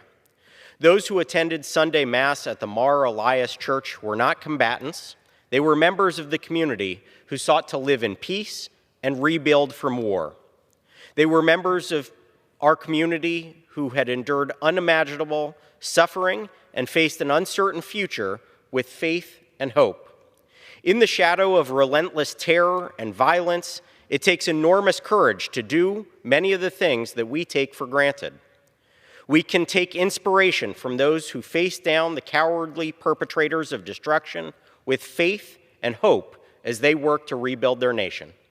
I joined the Greater Lehigh Valley's Syrian community in praying for the victims of this attack and for peace to return to Syria. May God bless all of those who stand up in the face of terror and violence. I yield back. For what purpose does a gentlewoman from Ohio seek recognition? Mr. Speaker, I request unanimous consent to address the House and to extend and revise my remarks. Without objection, the gentlewoman is recognized for 1 minute. Thank you, Mr. Speaker. Today, I rise to recognize 3 outstanding police officers from the Fairlawn Police Department as this week's Ohio's 13th Congressional District's Champions of the Week. Last month, officers Francisco Corona, Brian Buskirk, and Hannah Plant exemplified the best of public service when they jumped into action to save a life of a woman in distress. On May 23, 2025, Officer Buskirk noticed a car stop on a sidewalk where he found a woman unconscious and unresponsive. With the assistance of Officers Corona and Plant, the officers broke the car window and extracted the woman, then quickly initiated CPR while preparing the automated external defibrillator. Their teamwork and rapid response made the difference in a critical life or death situation. I want to extend my sincere gratitude to Officers Corona, Buskirk, and Plant, and the Fairlawn Police and Fire Departments for continuing to keep our community safe. Your actions and bravery do not go unnoticed. And on behalf of Ohio's 13th Congressional District and the United States House of Representatives, we thank you for your service to our community. Thank you, Mr. Speaker. I yield back. For what purpose does the gentleman from Utah seek recognition? I ask unanimous consent to address the House and revise and extend my remarks. Without objection, the gentleman is recognized for 1 minute. Thank you, Mr. Speaker. It was a pleasure to visit the Midvale Boys and Girls Club recently and speak with the youth about success, grit, and the power of big dreams. This summer, over 200 young people, supported by 17 dedicated staff members, were granted an environment in which they can have fun. In the process, they'll build character, learn leadership skills, and develop healthy relationships. Many of the youth will take part in activities like the Run Club, where the benefits of competition can be experienced. They're also learning the importance of goal setting, the pain of preparation, and the tenacity to push through the pain. They're in the process of learning one of the more important life lessons, and that is we cannot control the scoreboard, but we can control the hustle. These tenets are at the heart of meritocracy and what I observed when during my visit of the Midvale Boys and Girls Club. To the staff, thank you for your commitment, and to the young people, enjoy the experience, remember what you're learning, apply what you've learned, and more importantly, pass it on. I yield back. Thank you. For what purpose does the gentlewoman from Ohio seek recognition? I ask unanimous consent to address the House for 1 minute to revise and extend my remarks. Without objection, the gentlewoman is recognized for 1 minute. Thank you, Mr. Speaker. I rise to honor the life and legacy of a remarkable daughter of Northwest Ohio, Diane D. Haywood Talmadge. While her passing leaves a deep chasm in our community, Dee was a formidable force for good. She was a Republican, and I'm a Democrat. And her patriotism, her philanthropy, her good sense, and elegance bestowed a living legacy that serves as an example of an exemplary life well lived. Dee embodied the very highest aspirations for Northwest Ohio, a product of Toledo's DeVilbiss High School, a proud Ohio State Buckeye, and a Toledo Rocket. She used her education to give back to the community that raised her. Dee served on the Ottawa Hills School Board, the boards of Owens Community College and Woodlawn Cemetery, and helped guide the University of Toledo's Alumni Association. She always led with vision, clarity, courage, and compassion, and her inspired leadership drew from all walks of life to make a difference. She mentored generations of new leaders, many of whom sit on boards, serve in office, or volunteer today because of her example. To observe Dee barreling down the street in her convertible, broadly smiling and waving, was to feel the heart of Toledo itself. Her love for our people, progress, and potential was boundless, and her life was not just one of service, but of joyful commitment to her family, and I will put their names in the record, including her beloved husband of 63 years, Brigadier General Dr. Lance Talmadge, a dedicated community and military leader alongside her. May her legacy of character and commitment continue to inspire generations to come. She surely will be missed. She was one of a kind. Thank you, Mr. Speaker. I yield back. For what purpose does the gentleman from Tennessee seek recognition? I seek unanimous consent to address the House for 1 minute and to revise and extend my remarks. Without objection, the gentleman is recognized for 1 minute. Mr. Speaker, today I rise in support of this morning's ruling from the Supreme Court that will greatly reform the ability of rogue district court judges to issue nationwide injunctions. According to a Politico article this morning, with this ruling, the Supreme Court, quote, said that in most cases, judges can only grant relief to the parties who brought a particular lawsuit and may not extend those decisions to protect other individuals without going through the process of converting a suit into a class action. I have been fighting for this day for years, including introducing legislation in multiple sessions of Congress that would curtail the ability of rogue district court judges to issue nationwide injunctions, often at the behest of special interest groups that shop around for a friendly district court judge. This is a good day for democracy. Please join me in congratulating the Supreme Court for this outstanding ruling. I yield back. For what purpose does the gentlewoman from California seek recognition? Thank you, Mr. Speaker. I request unanimous consent to address the House for 1 minute to revise and extend my remarks, sir. Without objection, the gentlewoman is recognized for 1 minute. Thank you, Mr. Speaker. As Black Music Month comes to a close, I rise in the House today for 1 minute to honor my dear friend, Dwayne Wiggins. Dwayne Wiggins passed away on March the 7th, 2025, and my community of Oakland, California, and the world continues to grieve. We are mourning not only his significant contributions to the Black music community, but we knew Dwayne as a legendary musician who gave as much as his voice as he gave to community. He made and produced music that uplifted so many, but moreover, we know him as a monumentous soul of good. He mentored countless artists and young people, including Destiny's Child and Beyonce, helped to start the career of Alicia Keys, again was on the Grammy stage every year for decades. He opened up many spaces for young people in my community in California's District 12 to thrive. He was incredibly generous. But moreover, we know that there is no dying when it comes to Dwayne's voice. You cannot kill culture. And we love you, and we love your family, and we're so thankful for what you have given our community. Your voice will never cease. And I yield back. Thank you. For what purpose does the gentleman from Michigan seek recognition? Mr. Speaker, I want to address the House, unanimous consent to address the House and revise my remarks. Without objection, the gentleman is recognized for 1 minute. Mr. Speaker, I rise to honor immigrants.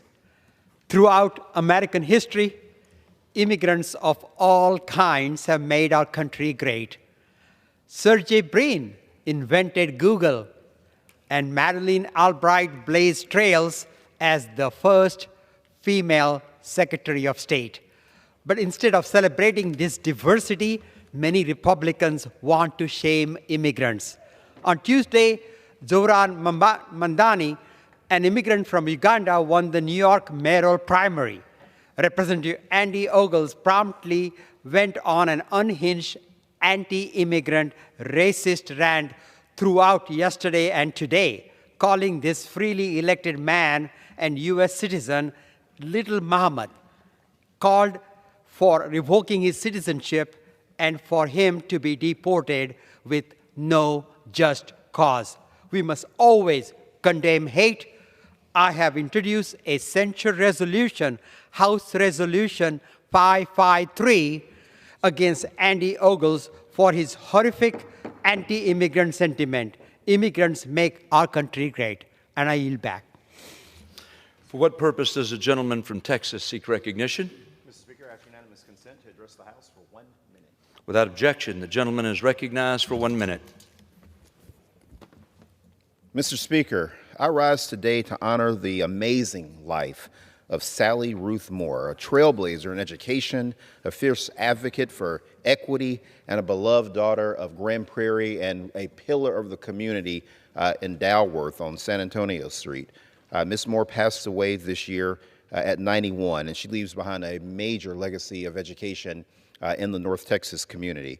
For over 4 decades, she devoted her life to uplifting students and breaking barriers, becoming the associate superintendent in the Grand Prairie ISD.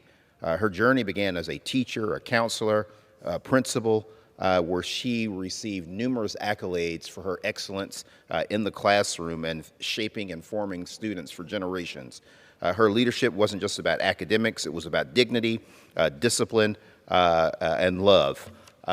She was just an amazing person. A school was named after her, Sally Moore Elementary, in the Dalworth community in Grand Prairie in 2001. but her legacy will live on for a very long time. She leaves behind a son, Greg, and if she looks familiar to you, it is because she is the last remaining sibling out of the 4 Johnson kids. That is Eddie Bernice Johnson, our former colleague. That is her sister. And so we remember her today as a servant leader and a giant in Texas education and a beacon of hope. And may her memory be a blessing, and may we all strive to follow her excellence. Thank you, Mr. Speaker. Under the Speaker's announced policy of January 3rd, 2025, the gentleman from Texas, Mr. Green, is recognized for 60 minutes as the designee of the Minority Leader. Thank you, Mr. Speaker. Mr. Speaker, and still I rise. I say, and still I rise, because I have been censured, but I'd like to assure people that I have not been silenced. Censured, but not silenced. And I rise today, Mr. Speaker, proud to say that I am an ally of the LGBTQIA+ community. An ally. And I rise as an ally, Mr. Speaker, to acknowledge that HRES 550, the original LGBTQIA Pride Month resolution of 1925, is a part of the history of the records of the House of Representatives. This resolution is a resolution that I'm honored to present annually, and it speaks to the accomplishments of the community, but it also addresses many of the things that are shortcomings in our society as they impact the community. So I'm proud today to rise and say that as an ally of the community, this resolution has 125 co-sponsors. For many, that might not seem like a lot, but I can recall a time when we had many persons who wanted to sign on, but for reasons that were associated with elections and politics, they would not sign on. I think people are overcoming those concerns and those fears, and they're recognizing the fact that we ought not discriminate against people because of who they are. I believe that it would be beneficial for people to talk to people who are from the community before drawing conclusions. I especially say this as it relates to the trans community. There are many issues to be discussed about the trans community, but today I just want to acknowledge that having talked to people from the trans community, having had an opportunity to have dialogue where I can ask questions and get answers from the people themselves, I have come to a conclusion that this community exists because people literally want to be themselves. I spoke to a trans person who informed me that this person, without giving any hint as to whom it is, because the person has spoken to me in confidence, but this person indicated that since the person could recognize the image in a mirror, the person realized that there was a need to have a different image because the person wanted to be of a different sex than the person was assigned at birth. I have talked to more than one person who has given me similar evidence. I think we ought to believe people when they say this. I just don't think that people will go out of their way to try to convince you that this is appropriate and would do some of the things necessary to identify themselves properly just to get attention. Nobody wants to get attention by having surgery that costs thousands of dollars. Nobody wants to get attention by having to face a society that rejects too often people because they don't understand who they are and what they're all about. We're talking about people who just want to live their lives and be left alone. They're not trying to impose themselves upon other people. These are decent human beings who just want to be left alone and be allowed to be themselves. I cannot for the life of me understand how someone could see this as harmful to society in the main. I have myself been discriminated against. Having been born a son of the segregated South, having been born an African American, I have been discriminated against. I can remember when I had to go to the back door to get food simply because of how I looked. Had nothing to do with any behavior that I exhibited. Just because of the color of my skin, I had to go to back doors. I had to drink from a filthy colored water fountain with a pristine white water fountain next to it, simply because of the color of my skin and how I looked. I had to sit in the balcony of the movie and the back of the bus simply because of how I looked.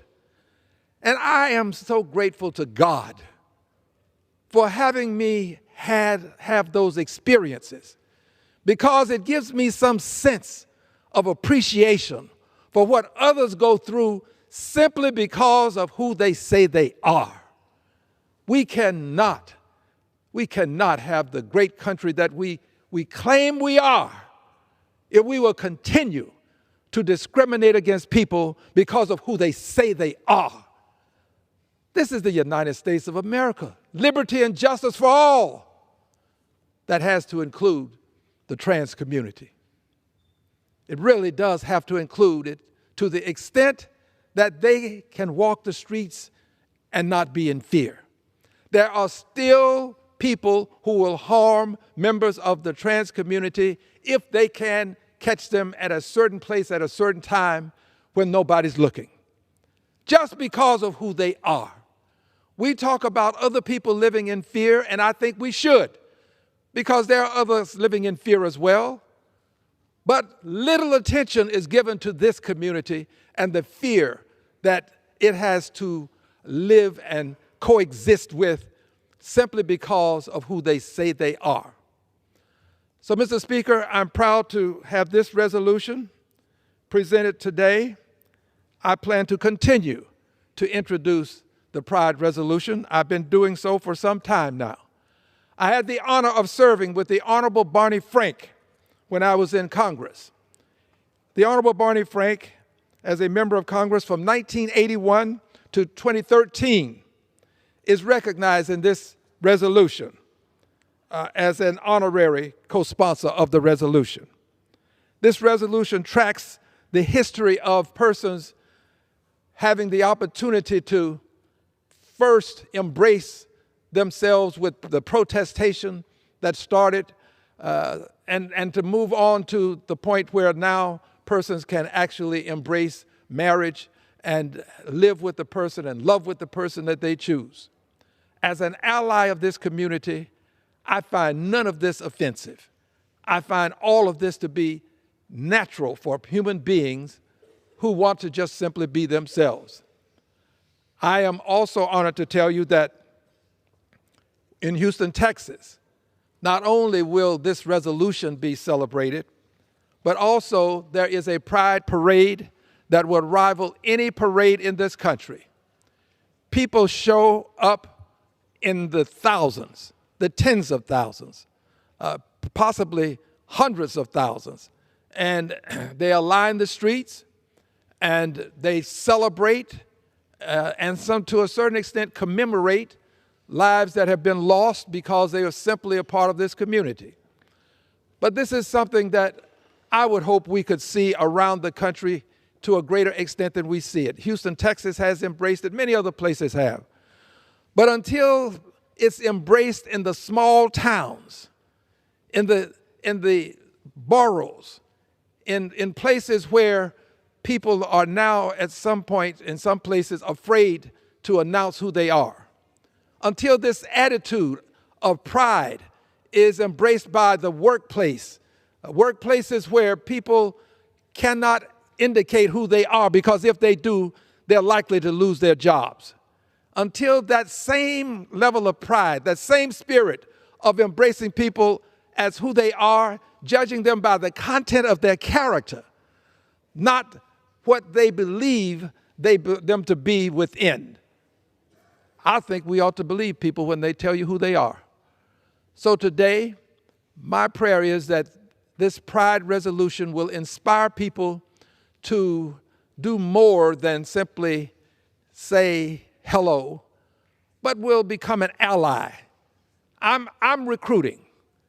The pride community needs allies, needs people who are willing to stand up publicly and say, I am an ally of the community. And when you do this, I assure you, you will be doing what is expected of people of goodwill who want to see people simply live their lives, enjoy who they are, just simply be themselves. You will promote and you will help to cause a good many people that you may never meet and greet to benefit from another person becoming an ally of the LGBTQIA plus community. I'll close with this. The LGBTQIA community does not exist in a vacuum. It exists in a country that prides itself in pledging liberty and justice for all.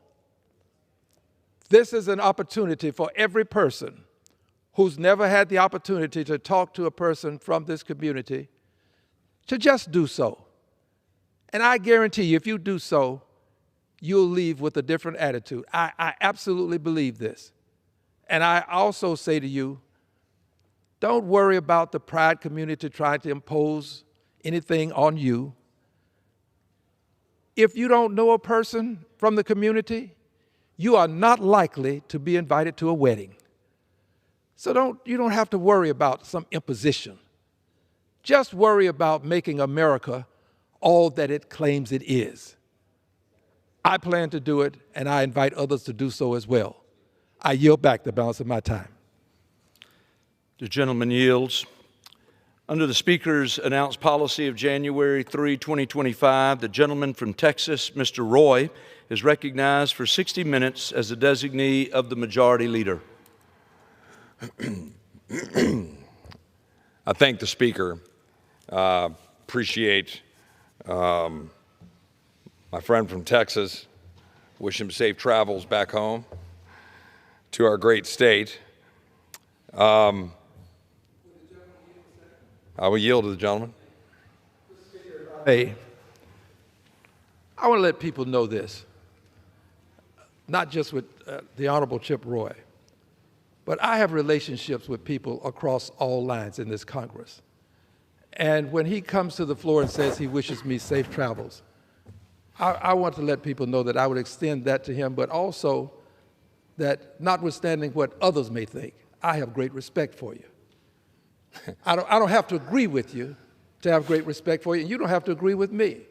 But at some point, we have to do what we're doing now and let people know that we have respect for each other, notwithstanding these differences. And I really appreciate the way you have called for regular order.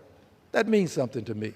So while I have not been on the floor with you when you've done it, I want you to know that I've noticed that you've done it, and I appreciate you, and I consider you a friend. And I yield back. I appreciate those kind remarks from the gentleman. I consider the gentleman from Texas a friend. I'm sincere in wishing him safe travels and well wishes heading back home. You know, we throw a lot of barbs around this chamber, and for good reason. I mean, we're here. You know, everybody always says how crazy it is and how divided we are. And I always remind people that, you know, when was the last time you had a Secretary of Treasury and Vice President dueling in the street, right? I mean, that has happened in our past, and it's not now. That was 200 and change years ago. So we have differences of opinion, and that's the reason this body exists. We represent our constituents, and we're supposed to express on their behalf our views and consistent with the Constitution in our Republican form of government. So I'm here today to do that. I'm here to talk about what has been known now as the One Big Beautiful Bill, which is in simple speak a reconciliation package which is supposed to be designed to reconcile current policies, tax and spending, to achieve a reduction in deficits, or make sure that we're not adding to the deficit. So here we are. And the House of Representatives worked together and passed a bill. We passed a budget, we then passed a new budget, and then we passed a bill. We sent it to the Senate. The House bill was not perfect by any stretch of the imagination, from my perspective. The House bill didn't do enough on many things that I think are important. But the House bill had core components of tax cut extensions for hardworking Americans. The House bill had core components to give resources to the President, the administration, Tom Homan, Stephen Miller, Secretary Noem, to secure the border and, importantly, to remove people through ICE and enforcement. The House bill had core components to make sure our defense can modernize. The House bill had core components, and this is where it gets important, to terminate the Green New Scam subsidies. Not all of them. That's why I said the bill wasn't perfect. I think we should repeal them all. Save over $1 trillion. Stop subsidizing China. Stop subsidizing big corporations. Stop subsidizing unreliable energy. Stop interfering with the market. We only terminated about 60% of the Green New Scam. I think we should have done better. The House had core components in it to reform Medicaid. My colleagues on the other side of the aisle are saying we're going to be taking Medicaid away from people. Medicaid goes up between 20 and 30% under our budget over the next 10 years. Medicaid under our bill would be focused primarily on the vulnerable population more than the able-bodied. I think the bill should have gone farther. I think we should have reformed more of the money laundering scam, that the FMAP, 7 times multiple, giving more money to the able-bodied than the vulnerable. To stop the scam that blue states are taking money from red states and non-expansion states and giving it to hospitals and insurance companies. I think we should have ended that, done more. But we took a giant step forward to have work requirements, to ensure that Medicaid could actually be solvent. It's gone up another $1 trillion just under the Biden administration in terms of its overall baseline cost. Now, that's all in the weeds. People watching this home, they don't know what's going on. They're going about their lives. All they know is that there's a big bill, there's some tax stuff in it, there's some spending stuff in it, some border stuff, and that's about all they know. So why am I here? Because the House passed that bill, imperfect, but I will call passable by definition. We sent it to the Senate. The Senate is making the bill worse as we speak. The Senate is making decisions, both policy decisions and what's called going through a process over there to see if it's language that's supposed to be in a budget-related reconciliation package. We call it a bird process. They're pulling pieces out of it. The bill is getting worse. Now, let me see if I can put it in basic terms. This chart's not going to mean much to most people back home. You don't even need to look at all the bars. It gets kind of complex. But I just want it to be real simple. This orange line on this chart, and people in the gallery, you can't see it, but imagine an orange line on a XY graph. That orange line says that under the House bill, on a dynamic basis, what does that mean? That accounting for economic growth, accounting for the tax policies, accounting for what we believe will happen, we would have about additional $72 billion of deficit spending over 10 years. Sadly, $72 billion is kind of a rounding error when you're talking about 10 years. In other words, it's close to break even. We would cut taxes, we would reduce spending, we would get economic growth, and we believe we would add nothing more to the deficit. Now, here's the problem. Adding nothing more to the deficit means we still have deficits. We still have $1.8 trillion to $2 trillion a year in deficits. So I voted for a bill that will perpetuate $1.8 trillion deficits. And I hated doing it. But I did it because in this process, in this political environment, to get the reforms that we were getting to Medicaid, to get the reforms that we were getting to terminate 60% of the Green New Scam subsidies undermining our grid, to get the tax cut extensions for hardworking Americans. To me, it was worth doing that when I thought credibly, believably, we would not be adding to the deficit and get those important reforms. But here we are.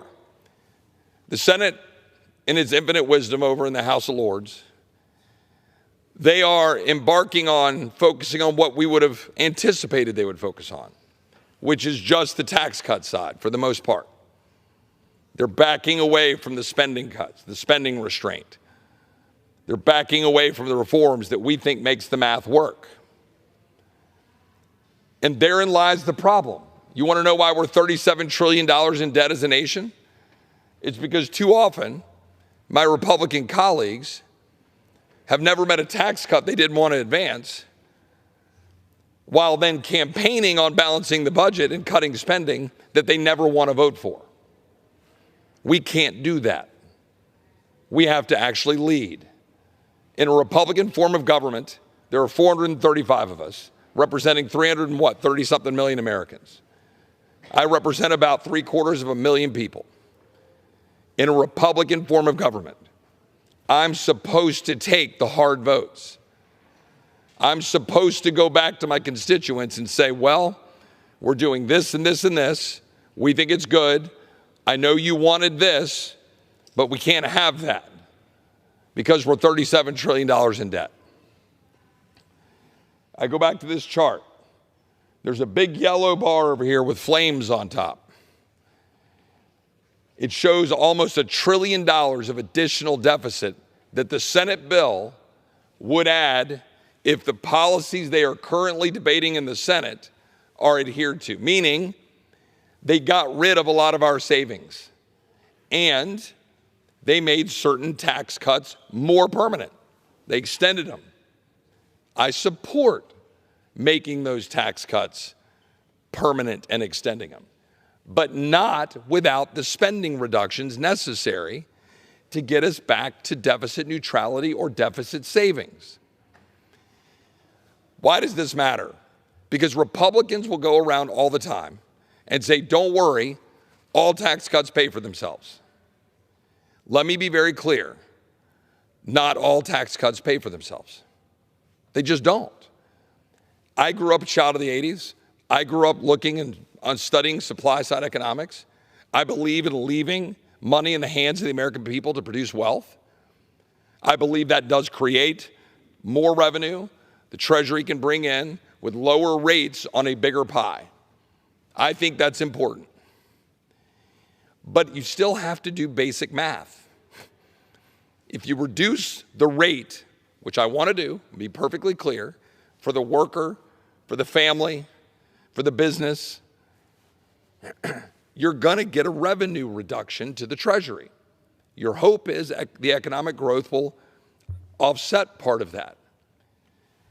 When we do the math and we talk to every outside group and we listen to the CBO, Congressional Budget Office gets a lot wrong, but every outside group who looks at this tells us that our assumptions that we baked in of $2.5 trillion of economic growth is a kind of reasonable sweet spot, meaning we're assuming the growth. We're already baking in that you're going to get more revenue. But when you keep extending these tax cuts and you don't do enough spending cuts and you weaken the spending cuts that we put in place, you end up with this chart, $1 trillion of additional deficit on top of the roughly $18 trillion we're not even touching. My question for my colleagues, and my voice is a little rough. My question for my colleagues, was even the House bill good enough? Not really. It really wasn't. I held my nose and voted for it. I want to help the president. I want to move the agenda forward. I want tax cuts. I want the Green New Scam subsidies terminated. I want Medicaid reformed. But we were leaving in place, adding another $18 trillion to $20 trillion of deficit spending, if we're lucky for it to be that low, over the next 10 years.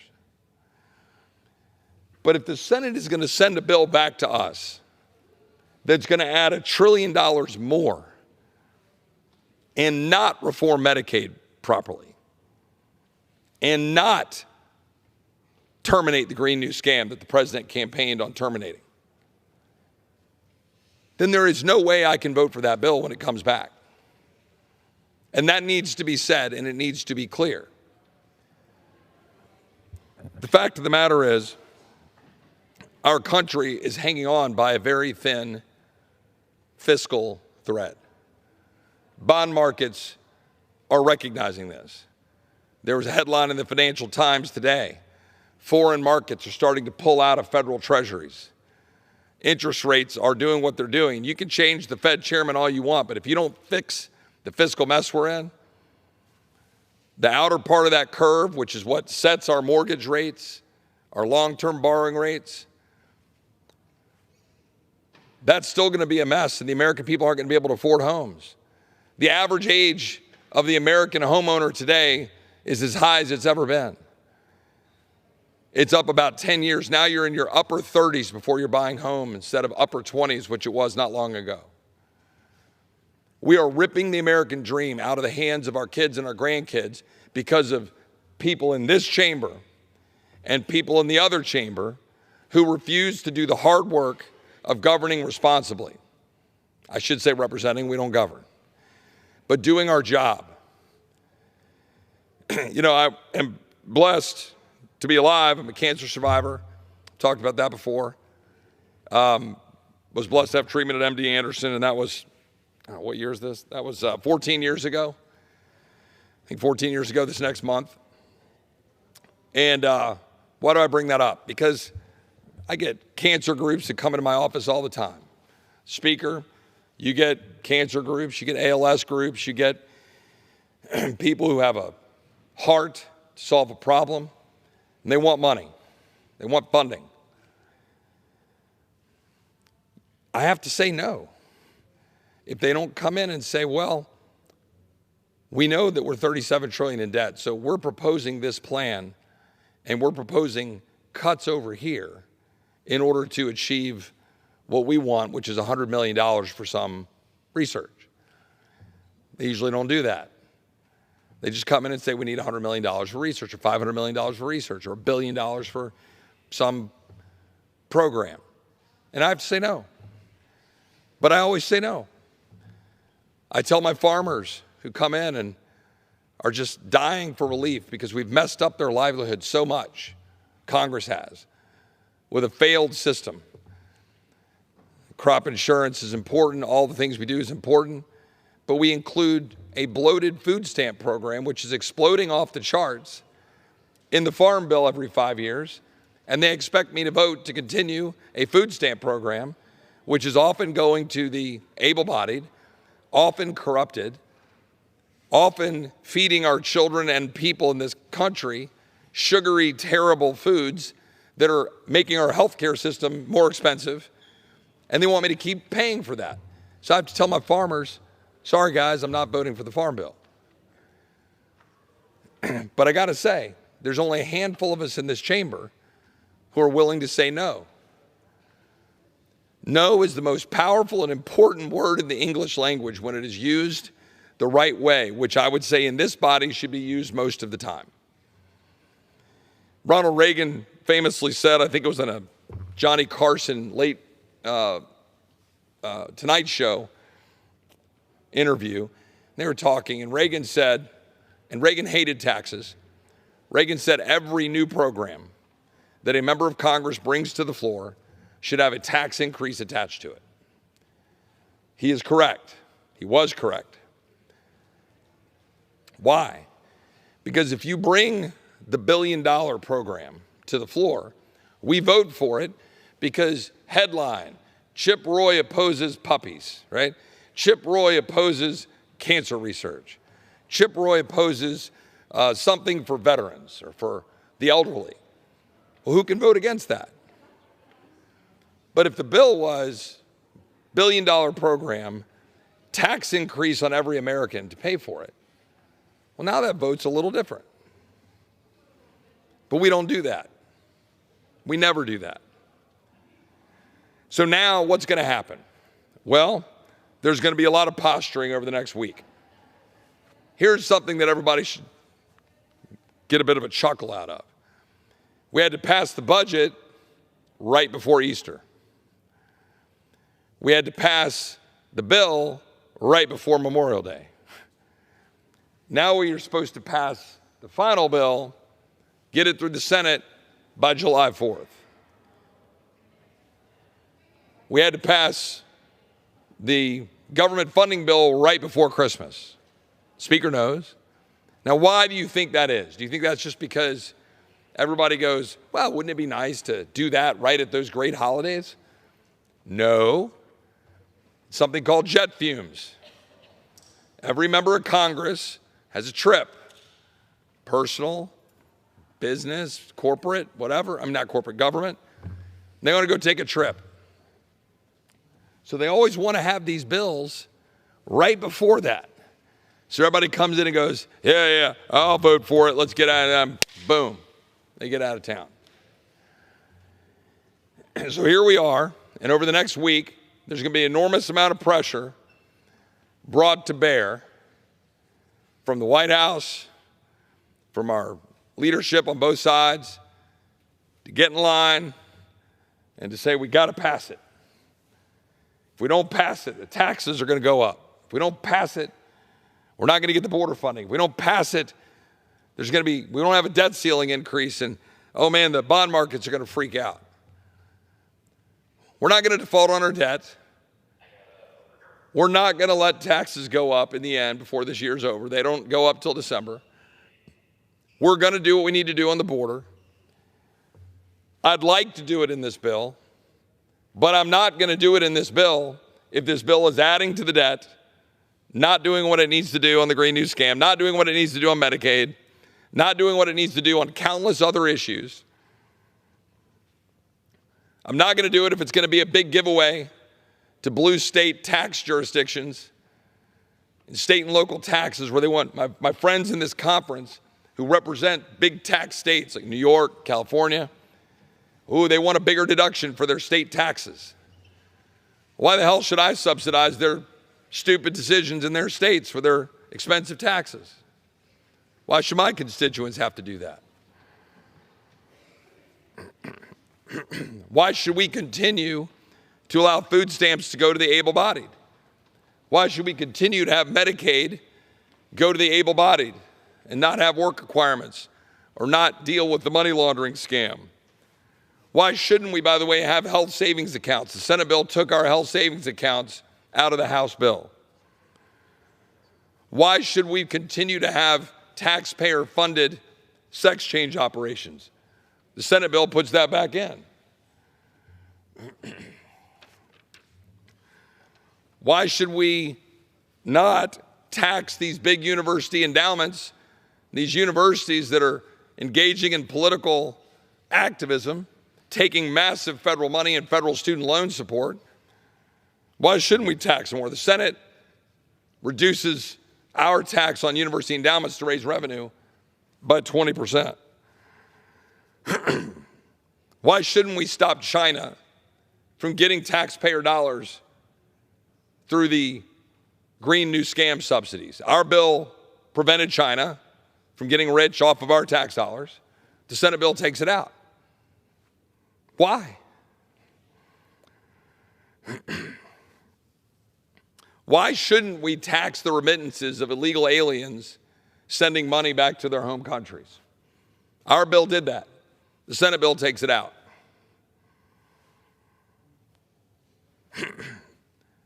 We are at a critical juncture in our history as a country.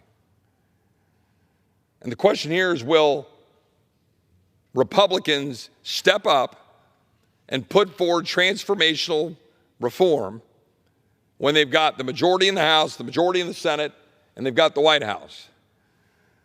Will we deliver on the president's agenda responsibly? Will we actually take this moment to change the trajectory of debt that's killing our country for our kids and grandkids? Or will we continue the same game of tax cuts for everyone, but spending and more spending for everyone? We can't keep doing the same thing. We can't.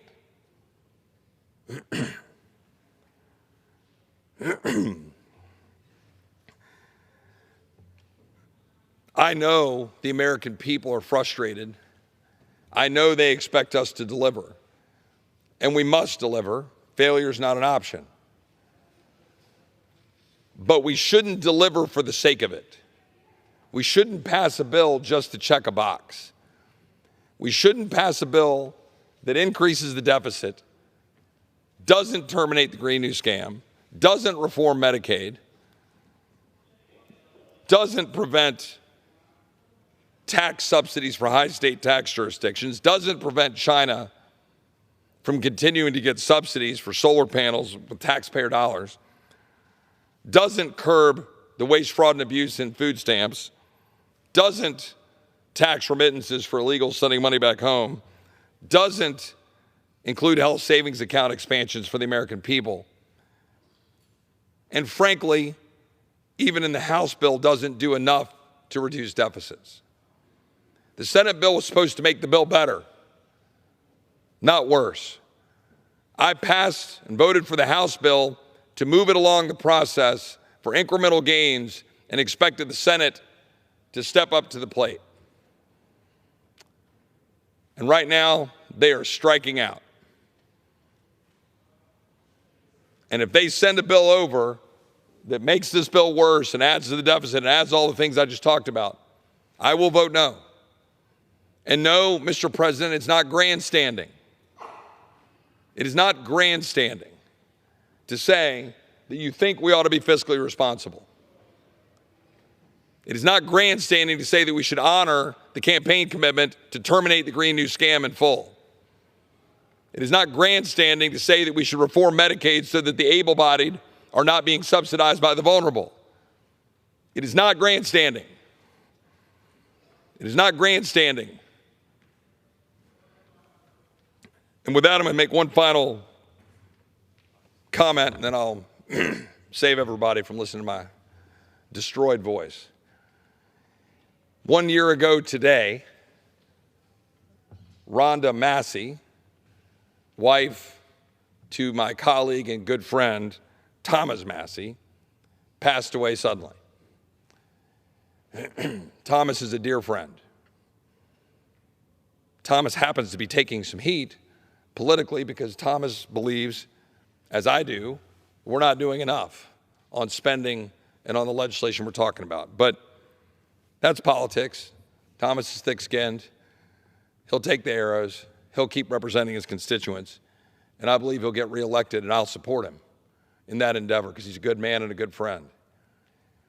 But I just want everyone to know that my friend is hurting today because he lost his wife a year ago suddenly. And my prayers are with Thomas. My prayers are with his family. I know Rhonda's in heaven looking down on Thomas, probably laughing at him a little. But I know my colleagues all want to wish Thomas well. He's a dear friend, and we'll be thinking and praying about him today, even as we go about doing our jobs. And I'm proud to call Thomas a friend, and I'm proud to stand alongside Thomas, and I will stand alongside Thomas as a man of principle who is trying to do the right thing. Don't always agree, but I agree most of the time. God bless him, and God bless the memory of Rhonda and of Thomas's entire family. And with that, I will yield my time back.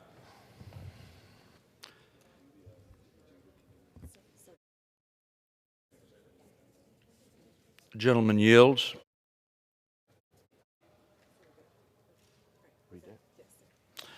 Pursuant to Clause 13 of Rule 1, the House stands adjourned until 2 p.m. on Monday, June 30th, 2025.